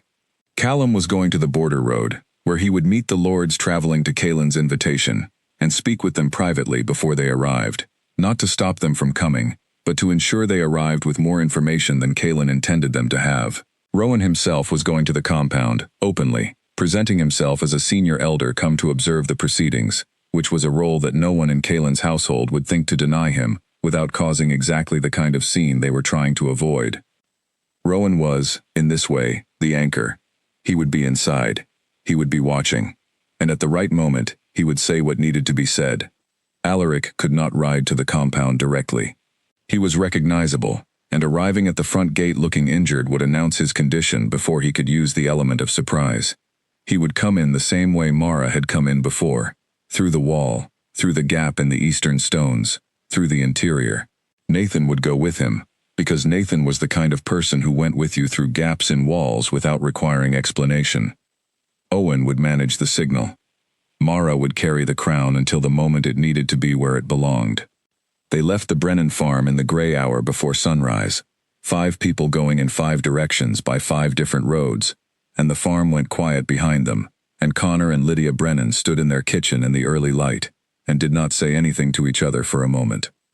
Then Lydia said, "More bread, I think." Connor looked at her. "When they come back," she said, "they will all want bread." He went to put more water on. Mara rode through the morning with the crown wrapped and secured against her body, not where it had been, because Helena had done what needed doing, and the wound was freshly redressed, and she was not to strain it, but in a deep inside pocket of her riding coat, pressed against her ribs, where she could feel it with each breath. She had become accustomed to it being there. She had come to know the weight of it, the way you come to know any weight you carry long enough, not consciously, not constantly, but with the body's particular awareness of something that is yours to hold. She came into the compound through the eastern wall gap for the second time in a week, which was 2 more times than she had expected to use it when she had first noticed it 2 years ago. Inside, the compound was busy with the preparations for Kaelin's meeting. Servants were moving through the courtyard. Men were positioning themselves at the gates for the arrival of the border lords. Kaelin's personal guard were in their best coats, which told her that Kaelin wanted today to look important, wanted the visual impression of an established and organized court. She moved through it. Not invisible. She was too solid a presence, too real, to be invisible. But she moved with the specific confidence of someone who belongs where they are, and that confidence was, as it usually was, the most effective disguise available. She found the position she had selected, a gallery overlooking the great hall, accessible from a staircase used by the household staff, that the guards were not watching because they were watching the main entries. She settled there, and she waited, and she watched. Kaelin was already in the hall. She saw him from above, moving through the space with the energy of a man who was performing for the room before the audience arrived, checking positions, adjusting the arrangement of chairs, speaking to his attendants with the slightly heightened volume of someone who wanted to be seen in command. He was wearing the crown. Seeing it on him made something go cold and still in her chest. Not fear. Something older and more certain than fear. A clarity. That was wrong, and she was going to correct it. The border lords arrived at midday, 2 of the 3, as Callum's conversation had resulted in the 3rd declining attendance at the last moment, with courteous regrets, which reduced Kaelin's audience, and his confidence, in a way that would not be obvious to him, until he had time to think about it later. The 2 who came were cautious men. She could see it from the gallery. They entered the hall with the specific watchfulness of people who had received information that complicated a simple decision, and who were not yet sure what to do with it. Rowan was already seated at the elder's position to the right of the central table. He looked, from the gallery, like a man who was simply attending in his ceremonial capacity. He sat with his hands on his knees and he watched Kaelin, and he said nothing. The proceedings began. Kaelin spoke well. She would give him that. He had the kind of voice that seemed authoritative, even when it was saying things that were not, and he had arranged his presentation carefully. References to stability, to continuity, to the practical benefits of the alliances he was proposing. He did not mention Alaric except once, obliquely, in a sentence that framed the previous reign as a chapter that had come to its natural end. One of the border lords, an older man with a careful face, said, There were questions about the crown bond, the pack bond, whether it confirmed the transition. Kalen's expression did not change. The bond is in the process of settling, he said. These transitions require time. The pack will adjust. The bond does not settle or adjust, said a voice from the entrance to the hall. It recognizes, and what it recognizes is here. Every head turned. Alaric walked in. He walked in from the staff entrance, which was not the grand entrance, and he was not dressed for ceremony, and he did not look entirely well, and none of that mattered, because he walked in with Nathan Cole behind him, and Owen behind Nathan, and the way he walked was the way a man walks in a place that is his, not performing ownership, but simply not doubting it, which is what real authority looks like, and what cannot be faked by anyone who does not have it. The hall went absolutely silent. Kalen went still. Mara came down from the gallery. She walked through the hall, through the silent room, through the space that opened naturally in front of her because people moved aside without thinking about it, and she walked to Alaric, and she reached into her coat, and she took out the crown. She held it out to him. He looked at it for a moment, then at her. "You carried it long enough," he said.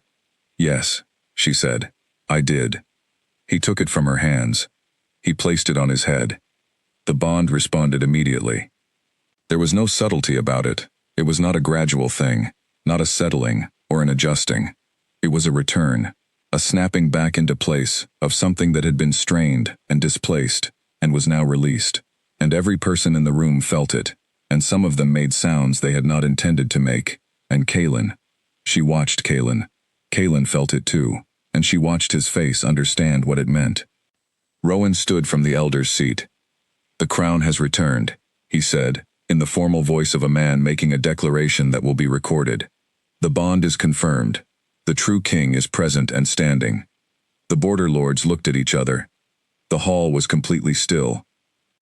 Then one of them, the older one with the careful face, said, to Alaric, with the particular courtesy of a man who has been attending a meeting that has just changed its nature entirely, "My lord, we appear to have been misinformed about the current situation." "Yes," Alaric said. "You were." He looked at the man. "I imagine that was not your intention." "It was not," the man said. Kalen moved. He came forward from the end of the table, and his hand was at the blade at his belt, and Mara was already between him and Alaric before anyone else in the room had moved. She was not quick because she was afraid. She was quick because she had been watching him from the moment Alaric walked in, watching the specific quality of Kalen's stillness, waiting for the moment it broke. She stood between them. Kalen looked at her. He was a tall man, and she was not a tall woman, and he looked down at her with the specific expression of a person who cannot quite believe they have been stopped by the thing that is stopping them. "Move," he said. "No," she said. Nathan had him before he took another step. Two of the loyal guards who had been Alaric's men, now positioned at the walls, moved on Kalen's personal guards. Owen had arranged that too, in the 3 hours before the meeting, working through channels that Kalen had not thought to close because he had not thought Alaric's people were still operational. Kalen was held, his guards were held, his attendants, who were functionaries rather than fighters, did nothing because there was nothing useful for them to do. The hall breathed. Alaric looked at his half-brother across the space between them, and whatever he felt, he kept it in his face, rather than putting it in his voice when he spoke. "You had years," he said. "You had a position. You had resources. You had trust." Kalen said nothing. "I am going to have to consider what to do with you for a long time," Alaric said, "and I am going to take that time. This is not the place for it." He looked at the border lords. "Sit down," he said. "We have things to discuss." They sat down. He sat down with them. Mara stood beside the wall with Owen, and she watched her king put the pieces of the broken thing back together, not with ceremony or performance, but with the specific patient attention of someone who has always understood that real authority is not taken or worn, but earned, in every room, in every conversation, in every moment, when the easier thing would be to simply demand. Outside the compound walls, somewhere in the autumn air, the pack bond sang with what it recognized. The right king, the right crown, the right order, restored. The two border lords remained in the hall after the other immediate matters had been handled, and after Kalen had been removed, and the hall itself had been sealed and cleaned of the people who did not belong in the conversation that was about to happen. Alaric sat across from them with Rowan at his right and Mara at his left, which was a positioning she had not planned, and which she found herself noting in the way she noted things that were significant without being announced. The older lord, his name was Edmund Farley, she had placed it by the time he spoke his third sentence, was direct in the way of men who had been in rooms like this before, and had learned that the time spent building to the point was time that could be spent on the point. "We received representations from Lord Kalin," Farley said, "that described the previous arrangement as having reached a natural conclusion. His language was careful. It did not use the words removed, or seized, or displaced. We took the careful language as a signal. That something was not being said," Alaric said. "Yes," Farley said. "Your presence here, when you had been invited to a different meeting, suggests you followed that signal. We received information this morning from an elder, a man named Callum, who spoke to us before we arrived. He did not tell us what we would find here. He told us to be observant when we arrived." Farley looked at him. "We were observant." The second lord, younger, quieter, with the specific alertness of a person who was learning from watching rather than from speaking, said nothing. But his eyes had not stopped moving since Alaric walked in, and Mara could see him building his assessment in real time, absorbing everything he was seeing, and filing it against everything he had been told. "I want to be direct with you," Alaric said, "both of you. The arrangement Kalin proposed to you was not his to propose. He does not hold this territory legitimately, and he did not hold it at any point in the past week, regardless of what was claimed. The bond does not lie about these things, and I suspect both of you know that." Edmund Farley was quiet for a moment. "The bond through the invitation felt thin," he said. "We noticed it." "Yes," Alaric said. "It would have. We did not say so publicly." "I understand why," Alaric said, without any inflection that made it into a judgment. "It was simply an acknowledgement. What I am asking you now is different from what you were being asked before.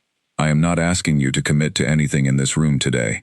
I am asking you to take accurate information home with you, to think about it, and to contact me through established channels when you have decided what the relationship between your territories and mine should look like going forward." He paused. "That decision is yours to make. I am not interested in alliances that are built on pressure."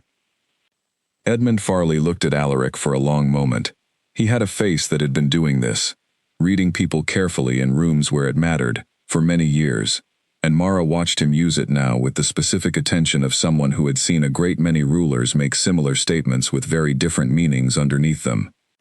"You sound like your father," he said finally. Alaric said nothing. "I mean that in the most respectful way available," Farley said. "Your father said something similar to me, once, many years ago, in a different set of circumstances. He said, 'I want the thing you decide to give me, not the thing you are afraid to withhold.' He folded his hands on the table. I respected it then. I respect it now." The younger lord spoke for the first time. His name, she would learn later, was Clement Walsh, and he was 31, which meant he had come into his position young and had been managing older men's assessments of him for a decade. "The crown is real," he said. It was not a question. He looked at the crown on Alaric's head, and he looked at Mara, and then back at Alaric.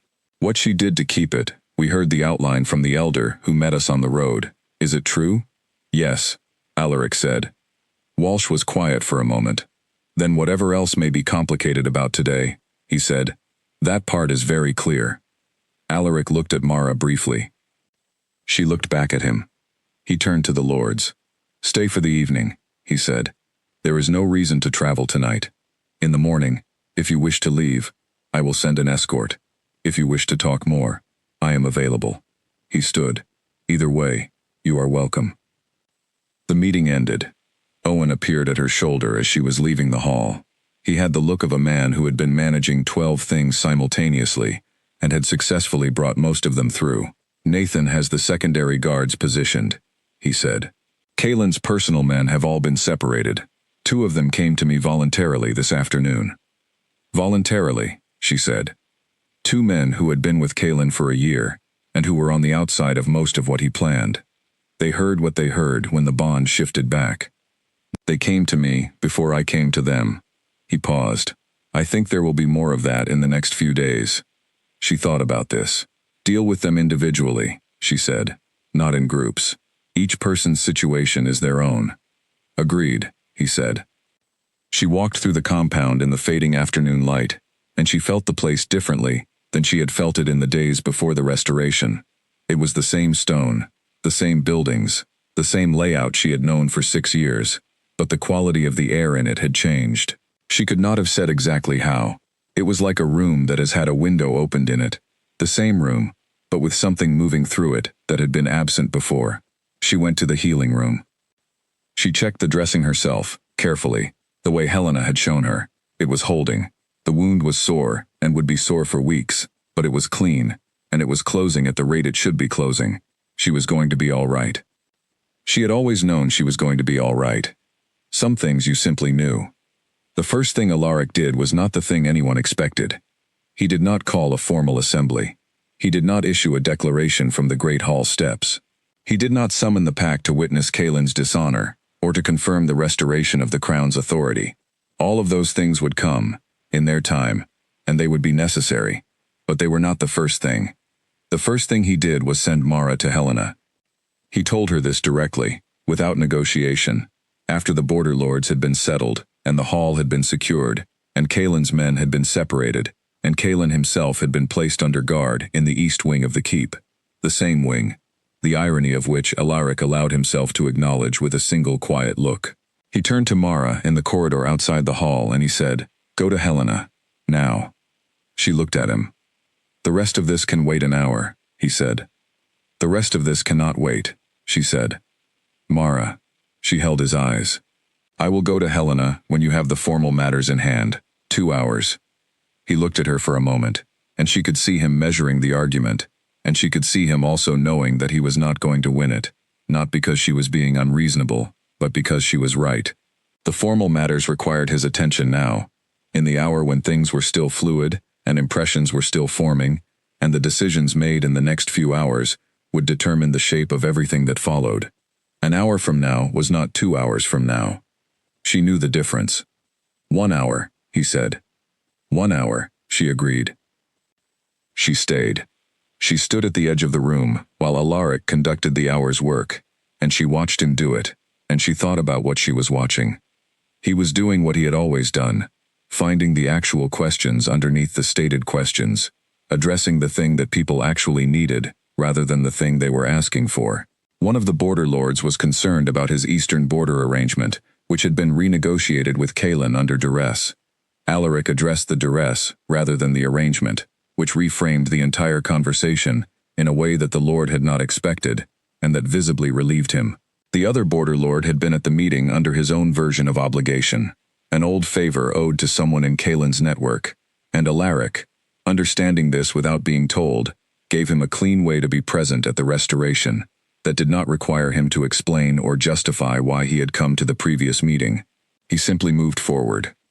Mara watched all of this and she thought, this is what it looks like when someone has been doing the right thing for so long that it has become simply what they do.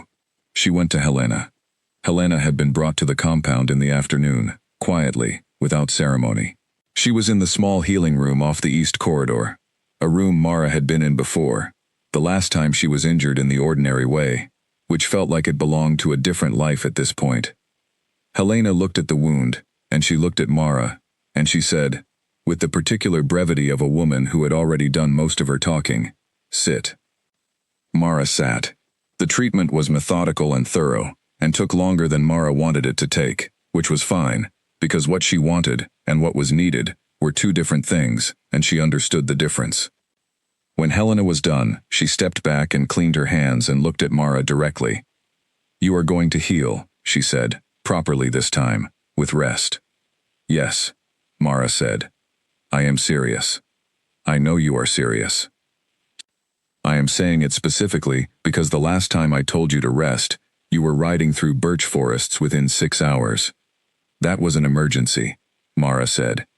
"And the time before that, when I told you to rest after the border wound, also an emergency." Helena was quiet for a moment. "Is there a version of your life," she said, "in which things are not an emergency?" Mara thought about this honestly. "Less often than they have been recently," she said. Helena appeared to find this a satisfactory answer, relative to what she expected. She patted Mara's hand once, briefly, practically, and left the room. The formal proceedings began 2 days after the restoration, not in the Great Hall, but in the open ground at the center of the compound, where the pack could gather and bear witness. Alaric had chosen the open ground deliberately. He had said to Mara, the night before, that walls make things feel like they are being hidden, and nothing about this should feel hidden. She had agreed. The pack gathered, not all at once. They came in over the course of the morning, some from nearby, some from territories that required most of a day's travel. They came because the bond had told them something had changed, and because the change had a direction they recognized, and because people who have been walking under the wrong weight know, when the weight is removed, exactly what that absence means. Owen organized the order of proceedings with the precision of a man who had been planning this, in some version, for the past week. 3 of the 5 council elders were present. The 2 remaining were sending formal acknowledgement. Rowan read the acknowledgement aloud, in the specific tone of a man who has seen what he needed to see, and is now simply reporting a fact that the world needs to know. Alaric spoke. He stood in the open ground with the crown on his head, and he spoke in the voice he used when he was not performing, but simply telling the truth, which was a voice that carried differently from his formal one, flatter, more direct, closer to the actual person rather than the title. He told them what had happened. He did not spare the details, but he was not theatrical about them either. He spoke about the betrayal the way you speak about a wound that has been properly treated. Here is what occurred. Here is what it cost.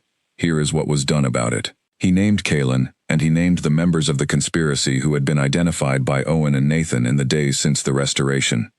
He was specific. He was accurate. Then he said something that was not in any formal procedure. He said, "What brought the crown back to where it belongs was not my strength or my authority. It was carried here, by people who chose loyalty, when the cost of that choice was very high." He paused. "I want that to be known. I want it to be part of the record. Not as a formality, but because it is true, and because what is true should be said out loud." He looked at the assembly. "Owen Farrow," he said. Owen stood against the far wall, and he did not move, but something in his posture shifted, a man unaccustomed to being named out loud. Nathan Cole. Nathan was beside Owen, and he looked forward, straight ahead, the way soldiers look when they are being officially recognized and do not quite know where to put it. Sarah Vane, the Brennan family, Helena Marsh. He said each name the way you say something you have thought about carefully. Then he looked at Mara. She was standing to his left. She had not arranged to be there. She was simply where she had been standing, which happened to be beside him, because that was where she usually was. She looked back at him. "Mara," he said. The way he said it was not like the other names. It was not different in tone or volume, but it was different in something that everyone in the open ground heard and did not have words for, something that lived under the name rather than in it. "The crown came home because of what she did," he said. "I am not going to describe it in detail here, because what she did was not something she did for recognition. She did it because it was necessary, and because she had decided that necessary things need to be done, and that was enough reason." He looked at the assembly again. "But I am going to tell you that the cost was high, and that she paid it without being asked, without complaint, and without requiring anything from anyone in return." He paused. "That is not a thing I am able to simply move past without saying it out loud." Mara looked at the ground for a moment, just a moment. Then she looked up. Across the assembly, Lydia Brennan, who had come with Connor because Mara had sent word that they should, caught her eye. Lydia gave her one small specific nod, the nod of a woman who had said that worry is just love, with nowhere to go yet, and who was now watching that love arrive where it needed to be. Mara nodded back. The proceedings moved forward. Kaelin's case was heard 3 days later. Alaric had said he would take his time, and he did. He gathered every piece of evidence. He gave Kaelin the opportunity to speak.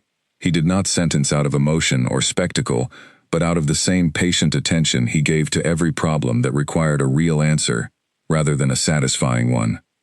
The verdict was formal exile, not the eastern marshes, not a comfortable house, exile beyond the pack territories, with the specific condition that if he returned, the question of his return would be decided by the full council in open session. This was not mercy in the sense of leniency.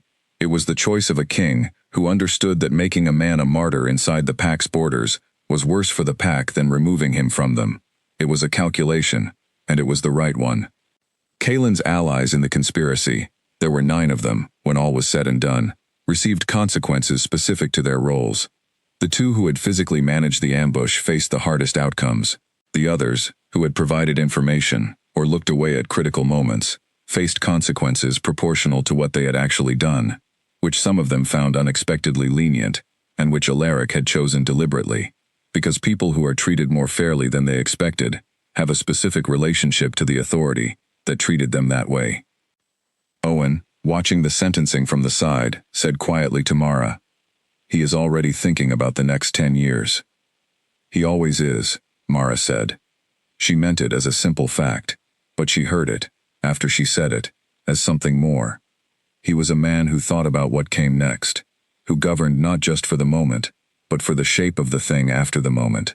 That was rare, and she had known it was rare when she had first seen him at the edge of a burning village, looking at the people coming out of it, rather than the flames. She had known it, and she had chosen to stand beside it. It was the best decision she had ever made. The 9 conspirators were dealt with over the course of 2 days, individually, in a room that was not the Great Hall but one of the smaller council rooms. Deliberately smaller, deliberately quieter, because Alaric had said that he wanted these to be conversations rather than performances, which told Mara, if she had needed telling, exactly how he intended to govern going forward. She attended 2 of the 9 conversations, the ones that required specific operational information that only she had. The others she heard about afterward from Owen, who kept notes in the precise shorthand of a man who understood that accurate records were a form of justice in themselves. The 2 who had physically managed the ambush, men whose names she had known by the end of the first day from Gareth's information and Owen's network, received the hardest outcomes. They would leave the pack territories with no return provision. This was not a decision Alaric made lightly, and she watched him not make it lightly. He was in the small council room for a long time with each of them, and he came out both times with the closed expression of someone who has done something difficult and necessary, and who is not going to pretend otherwise. "Was there anything that changed your mind?" she asked him, after the second conversation. "No," he said. He was quiet for a moment, but I wanted to be sure there wasn't. This was the thing about him, she thought. Not that he was always right, but that he was always honest about the possibility of being wrong, right up to the last moment when the decision had to be final. The remaining 7 received what Owen had described as consequences proportional to their roles. She thought this was accurate. There was a man who had provided logistical support, access to resources, arrangements that allowed Kalen's people to be in the right place at the right time, who had done so not out of conviction, but out of debt, a personal debt to one of Kalen's allies that had been called in. He received the loss of his position and a formal reprimand that would be part of the record. He did not receive exile. He was visibly surprised by this. Alaric told him, "What you did was wrong. You made the choice to help a wrong thing happen, because you owed something to someone who was also making wrong choices. I understand that debt has weight. It does not remove the responsibility, but it changes the shape of it." He had looked at the man steadily. Do not be in a position where someone else's wrong choices become your obligation again. The man had left the room, looking like a person who had been given a direction to walk in that he had not expected to have. Mara had thought about that interaction several times in the days that followed, about the specific quality of justice that Alaric practiced, not mercy in the sense of leniency, and not harshness in the sense of example, but something that tried to be precise, something that asked, what did this person actually do? And what does this person actually need to not do it again? And what does the situation actually require of me? It was harder than either harshness or mercy. It required more from the person administering it. It was the right way. She spent the 3rd day after the restoration dealing with the practical realities that came with a compound that had changed hands twice in a week. There was a great deal of that kind of work, and most of it was not interesting, but all of it was necessary. Supplies that had been rearranged by Kalen's household needed to be returned to where they belonged. Assignments that had been changed needed to be reassessed. 2 members of the household staff had left during the uncertain week, and their positions needed to be addressed. Not filled immediately, but acknowledged, the gaps named and noted. She was in the middle of an inventory of the West store when Sarah Vane found her.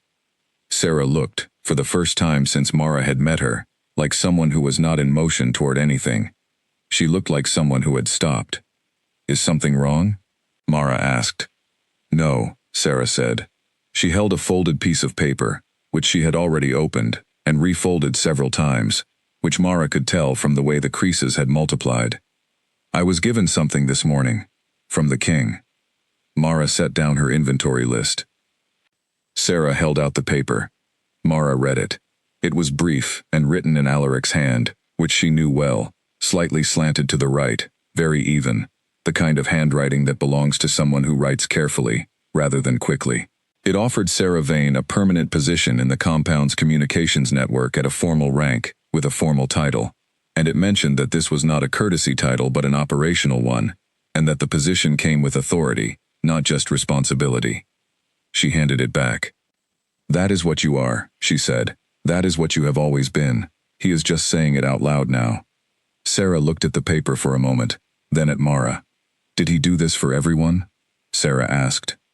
For the people who deserved it, Mara said. Which is the same group. Sarah almost smiled. She folded the paper one more time and put it in her coat pocket. What do I do now? She asked. Now you build the thing the title describes, Mara said. You know better than anyone what that network needs. Build it. Sarah nodded. She turned to go, then she stopped. What he said, at the open ground, she said. About you. Mara waited. It was the most specific praise I have ever heard a person give publicly, Sarah said. Most people, when they thank someone for something extraordinary, make it abstract. They call it bravery, or loyalty, or service. He did not use any of those words. He just described what you did. Mara said nothing. I thought that was worth noting, Sarah said, that he did not need a word for it.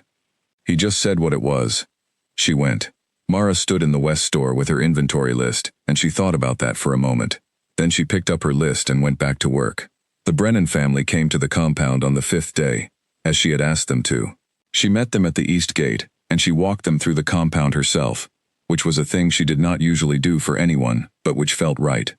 Connor walked beside her, with his hands in his coat pockets, and looked at the buildings with the quiet interest of a man who has heard a great deal about a place, and is now calibrating his mental image against the real one. Lydia walked with her shoulders back and her eyes moving everywhere, taking it all in with the comprehensive attention she gave to everything. Alaric received them in the East Garden, which was a small, informal space behind the inner keep, his choice, which she had noted and appreciated. He thanked them simply and specifically, the way he thanked everyone. Connor received it with a nod. Lydia received it with a look that said she was glad the right things had happened, and that she expected them to keep happening, which was essentially her way of saying she was watching. Alaric appeared to find this entirely reasonable, which told her something else about him that she had not needed to be told, but was glad to confirm. When they were leaving, at the gate, Lydia pulled Mara aside. Well? She said. Mara looked at her. You know what I am asking, Lydia said. She did know. It is being managed, she said. Lydia studied her face.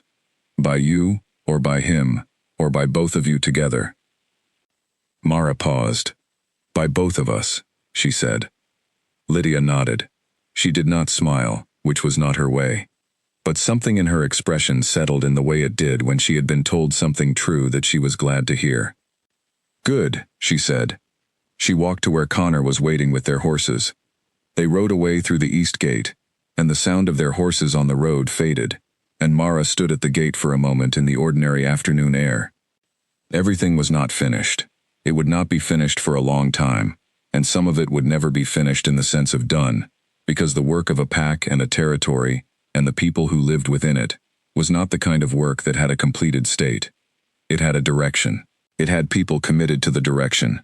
It had, right now, more of both than it had had a week ago. That was enough. She turned and walked back through the gate. Inside, there was work. There was always work. She went toward it. 3 weeks after the restoration, when most of the urgent work had been done, and the packlands had begun to breathe again, with the particular ease that follows a period of wrongness being put right, Alaric found Mara in the orchard. She was not doing anything in particular. She was sitting on the low stone wall at the orchard's edge, with her face turned toward the afternoon sun, which had been doing something beautiful with the angle and the late-season light for about an hour. She had been watching it. She did not watch beautiful things often enough, which was a thing she was in the slow process of correcting now that the immediate pressure had lifted, and there was slightly more room for things that were not urgent. He came and sat beside her on the wall.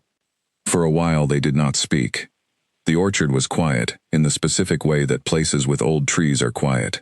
The trees themselves seem to hold sound, rather than let it pass through, and the result is a particular stillness that feels accumulated, rather than empty.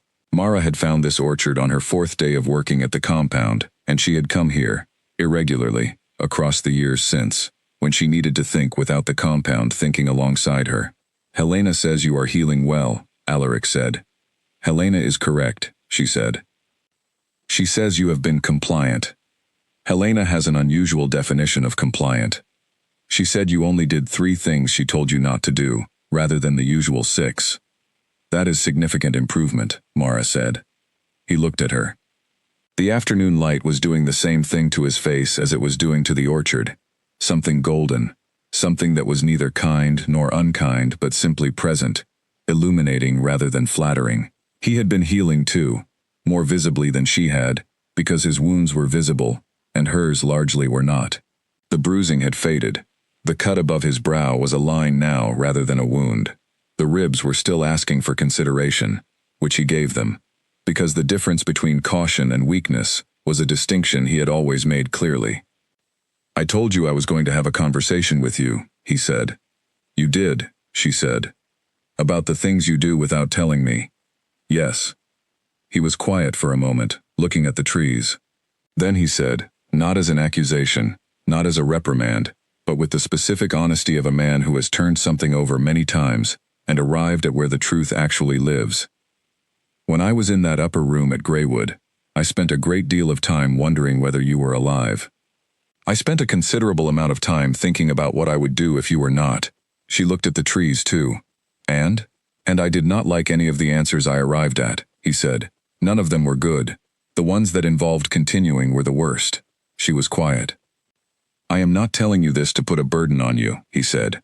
"I know you well enough to know that you would immediately reframe it as a pressure, as something that restricts what you can do, as evidence that the people who depend on you are also the people who limit you. That is not what I am saying." She looked at him now. "What are you saying?" she asked. "I am saying that what you did, all of it, from the moment you heard the bond change to the moment you handed me the crown in that hall, was the bravest and the most costly and the most important thing that anyone has done for me in my entire life." He held her eyes. "I am saying that I was in that upper room, thinking about a future without you in it, and I could not construct one that made sense. Not because I needed you to function. I have functioned before you and I could again. Technically, probably, if I had to. But because you are the person I want beside me. Not at a formal distance, not in the role the court has never found a clean name for, beside me, as the person who has always been there." The afternoon was very still. She looked at his face. She thought about the years, the slow accumulation of trust, the shape that had been revealed rather than built, the village burning, and the man looking at the people coming out of it. The choice she had made then, before she knew she was making it, that had brought her here, to this wall in this orchard, with this man saying these things to her in the late-season light. "The court will have opinions," she said. "The court will adjust," he said, "as it always does, when presented with a fact that is not going to change." She looked back at the trees. "I am not very good at being beside someone," she said. "Not in the way you mean. I know how to be useful. I know how to be loyal. I know how to work and plan and carry weight. The other things. You carried my crown in your body for nearly a week," he said, gently. "You went through a wall, climbed a building, and walked through a marsh to get me out of a guarded lodge. You built an entire resistance network while managing a surgical wound and eating at the Brennan farm. You did all of that." He paused. "I believe you can manage beside." She was quiet for a long time. Then, with the specific quality of a person who has said the thing they were going to say, and is not softening it, and is not waiting for rescue from it, she said, "You frightened me. When I did not know if you were alive. For the first day, I did not let myself feel it, because feeling it would have been in the way. But at the Brennan farm, the second night, When Lydia said something about worry being love with nowhere to go, I felt it. I felt how frightened I had been. She looked at her hands. I did not like that either. No, he said. I imagine not. I am not accustomed to being frightened. I know. It was inconvenient. He looked at her for a moment. Something in his expression changed, something that was not the gravity of the conversation, but something lighter and warmer at its edge, something that acknowledged, without saying it directly, that the word inconvenient was doing a great deal of work in that sentence, and that both of them knew it.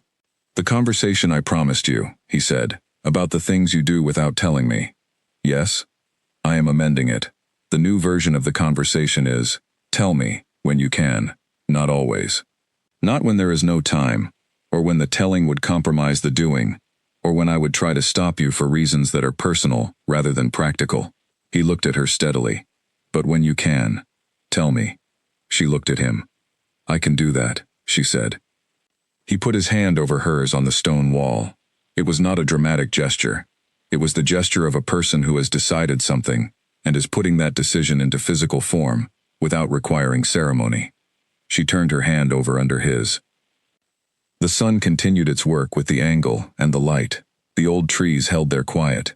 Somewhere in the packlands, the bond was singing with the particular steadiness of something restored to its right condition, not triumphant, not loud, but deep and constant and sure of itself, the way things are when they are where they belong. That evening, Owen gathered the core group one last time at the compound, not in the great hall, but in the smaller meeting room where the practical conversations happened. Owen, Nathan, Sarah, and Helena, who had stayed longer than she had intended, and who was now looking, Mara thought, like she was ready to go back to her cottage, and her herbs, and her comfortable silence. Alaric thanked each of them. He was specific about what each person had done, which was a quality Mara had always noted in him. He remembered contributions exactly. He did not use the word heroic, because he was not a man given to that kind of language, and he did not speak about debt, because genuine gratitude and debt are not the same thing, and he understood the difference. He gave Nathan a formal reinstatement to his position as personal guard and an elevation in rank, which Nathan received with the stoic composure of a man who was deeply moved and would not say so. He gave Owen the title of chief advisor, which Owen accepted with a slight nod and the expression of a man who had been doing the job without the title for several years and was prepared to continue in the same way. He gave Sarah Vane a standing appointment as head of communications, a position that had not existed before because no one had thought to formalize what she did, and her face did something that Mara found she was glad to have seen. He told Helena that she would have an open invitation to the compound's healing room for the rest of her life, and that her services would never be needed if she chose not to offer them, and would always be welcomed if she did. Helena said this was an acceptable arrangement, and that she would send word about the herb storage conditions in the healing room, because they were not ideal, and she had thoughts. Everyone went to their rest. Mara went to the orchard again, because she had unfinished business with the evening light, and she stood there alone for a while in the dark that was coming, and she thought about the past weeks, about what she had done, and what it had cost, and whether she would do it again. She would. She would do it again without question, not because she was careless with herself. She was not careless with herself. She was in fact very careful, which was why she was still standing. But because some choices are not really choices, in the sense of options weighed against each other. Some choices are simply the clearest expression of what you are, laid down in a moment when the moment requires it. She was someone who carried what needed carrying, and kept it safe, and brought it home. She had always been that person. She was glad, finally, to be in the place where that was known, and said out loud, and met with something warm. The stars were coming out above the orchard, one at a time, arriving with the patient certainty of things that are always there, even when the light hides them. She stood in the dark for another few minutes. Then she went inside. There was work in the morning, as there always was. The territories to be reassessed. The secondary conspirators to be resettled. The Pax Trust to be rebuilt where Kalen's brief reign had frayed it. None of that was simple. None of it would be fast. But it would be done, methodically and honestly, in the same way all things worth doing were done. She knew exactly what she was walking toward. She walked toward it. The conversation that Alaric had promised her. The one he had amended in the marsh to be about telling him when she could, rather than about all the things she did without telling him. That conversation happened over several evenings, not in one formal sitting. This was how they had always worked, she reflected. Not in declarations, but in accumulation. Not in single large moments, but in the construction of understanding, across many smaller ones. One evening he said, "The gap in the eastern wall." "Yes?" "You found it 2 years ago and said nothing." "I did not see a reason to share it," she said. "It was not a security risk, as long as no one used it. Pointing it out would have led to it being repaired, and then it would not have been available." He was quiet for a moment. "You were keeping it available." "I was filing it away as useful," she said. "I do that with a great many things." "I know you do," he said. "I want you to know that I know."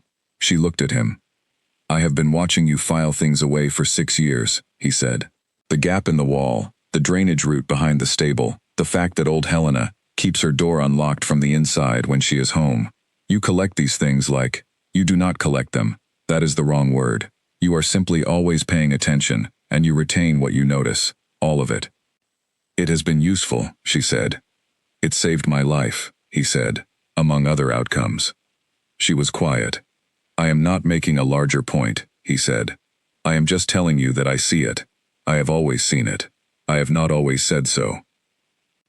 She thought about that. She thought about 6 years of being beside someone, and the things that get accumulated in 6 years, that are never formalized and never spoken, but are simply present in the quality of the relationship, in the specific ways two people move around each other after that much shared time. "You are not the most communicative person," she said. "No," he agreed. "I am not. I have been working on that." "Since when?" "Since an upper room in a hunting lodge," he said, "where I had approximately 72 hours to think about everything I had not said." She absorbed this. "What else have you been working on?" she asked. He thought about it seriously, the way he thought about things he was going to say honestly, rather than strategically.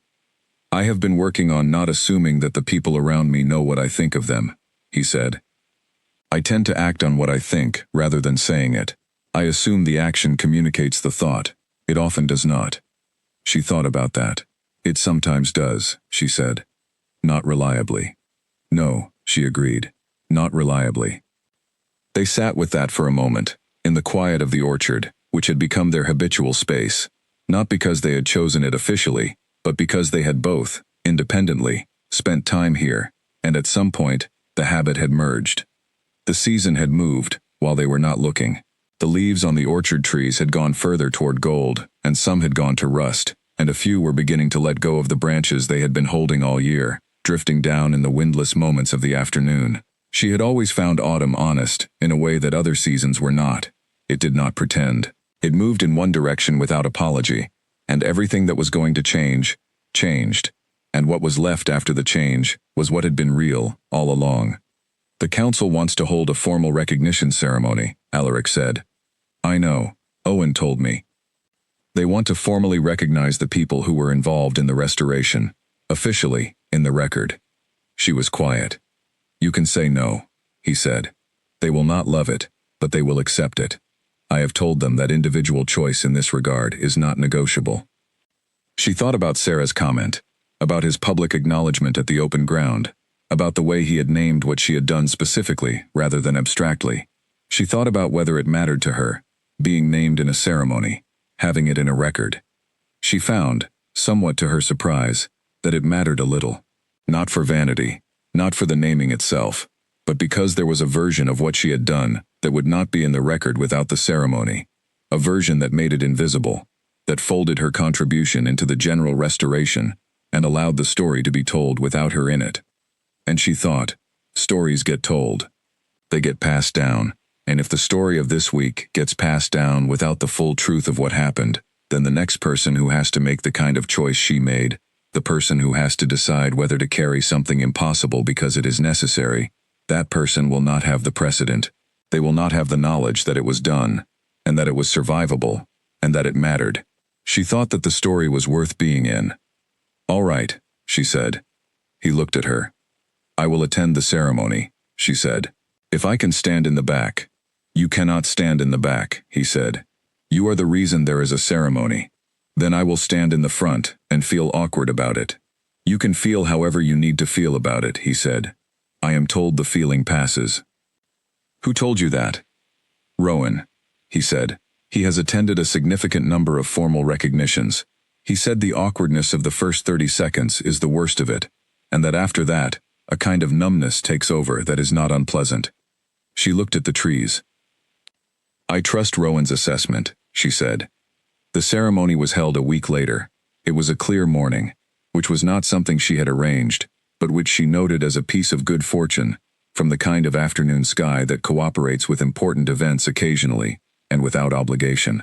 The pack gathered in the open ground, as they had for the formal proceedings, and there was the quality of gathered attention that comes when people understand they are witnessing something worth witnessing. She stood where she was placed, which was where Alaric put her, which was beside him. Rowan was right about the first 30 seconds. After that it was fine.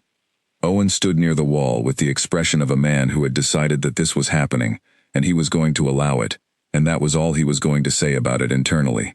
Nathan stood at attention with the particular quality of a soldier receiving something official, formal, straight-backed, and she could tell from the line of his jaw that he was also not going to say anything about it internally, or externally, not now and possibly not ever, but that it had landed somewhere real. Sarah was in the assembly because she had declined the formal position near the front, which was the choice Mara would also have made. She stood near the middle, among the people she had been moving messages through, among the network she had been building for years, in a way that no one had ever titled or recognized until recently. She stood there as if she belonged there, which she did, and which the fact of belonging had always been true, and had simply now been said out loud. Helena was not there. Helena had gone home 3 days ago, back to her cottage and her herbs and her preferred quiet. She had sent a note that said, in its entirety, well done. This was the correct outcome. The wound is healing as it should. Do not climb things. It had been signed with her initial. Mara had kept the note. She was not a person who kept things, usually. She kept useful objects, and she kept useful information, and she kept the knowledge of gaps in walls, and unlocked doors, and marsh paths. She had not historically kept things that were sentimental. She was keeping the note. The ceremony ended. The pack dispersed into the afternoon, back to the substance of their days. The work, the fields, the families, the ordinary and irreplaceable texture of a life lived in a place you belong to. The pack bond was whole. The territory was stable. The work of the next season and the next year was real and present and available. She stood in the open ground for a while, after most of the others had gone. Alaric stood beside her. They were quiet together for a while. What do you want? He asked her. Not what needs doing, not what comes next. What do you want? She thought about this honestly. She was not accustomed to the question. She was accustomed to what needs doing, to what is required, to what will serve the situation best. She was not practiced at the other kind. She looked at the ground of the open space, the packed earth that had seen generations of this kind of gathering, that had received the weight of everything that had happened here. This, she said, more of this. Not the emergency, the after. The ordinary part, he said. Yes, she said, the ordinary part. He put his hand in hers, simple, direct, the same way he had done it in the birchwood in the dark, not dramatic, not performed, just real. She turned her hand over under his. The afternoon held them in its particular late-season light. The gold had come into everything, the grass, the stone walls, the faces of the buildings she had known for 6 years, and which she intended to know for many more. The birch wood at the edge of the compound was doing what birch trees do when autumn reaches them, going white and gold together, each tree its own version of the season's argument. She had carried his crown in her body. She had walked through marshes and gaps in walls, and difficult dark mornings, with the weight of what needed to be kept safe against her ribs. She had done it because it was necessary, and because necessary things needed to be done, and because she was the person present who could do it. Now the crown was where it belonged, and she was where she belonged, and the story was not over. Stories like this did not have the kind of ending that was simply finished. They had the kind of ending that was a beginning, a turn in the road where what had been difficult became what had been survived, and what had been survived became the ground the next thing was built on. She stood in the afternoon light with her hand in his. The scar on her abdomen was healing cleanly. The bond of the pack sang in the frequency below sound, steady and deep and sure of itself. Everything that had been taken had been returned, and she was still standing. She was always still standing. That, in the end, was the truest thing about her.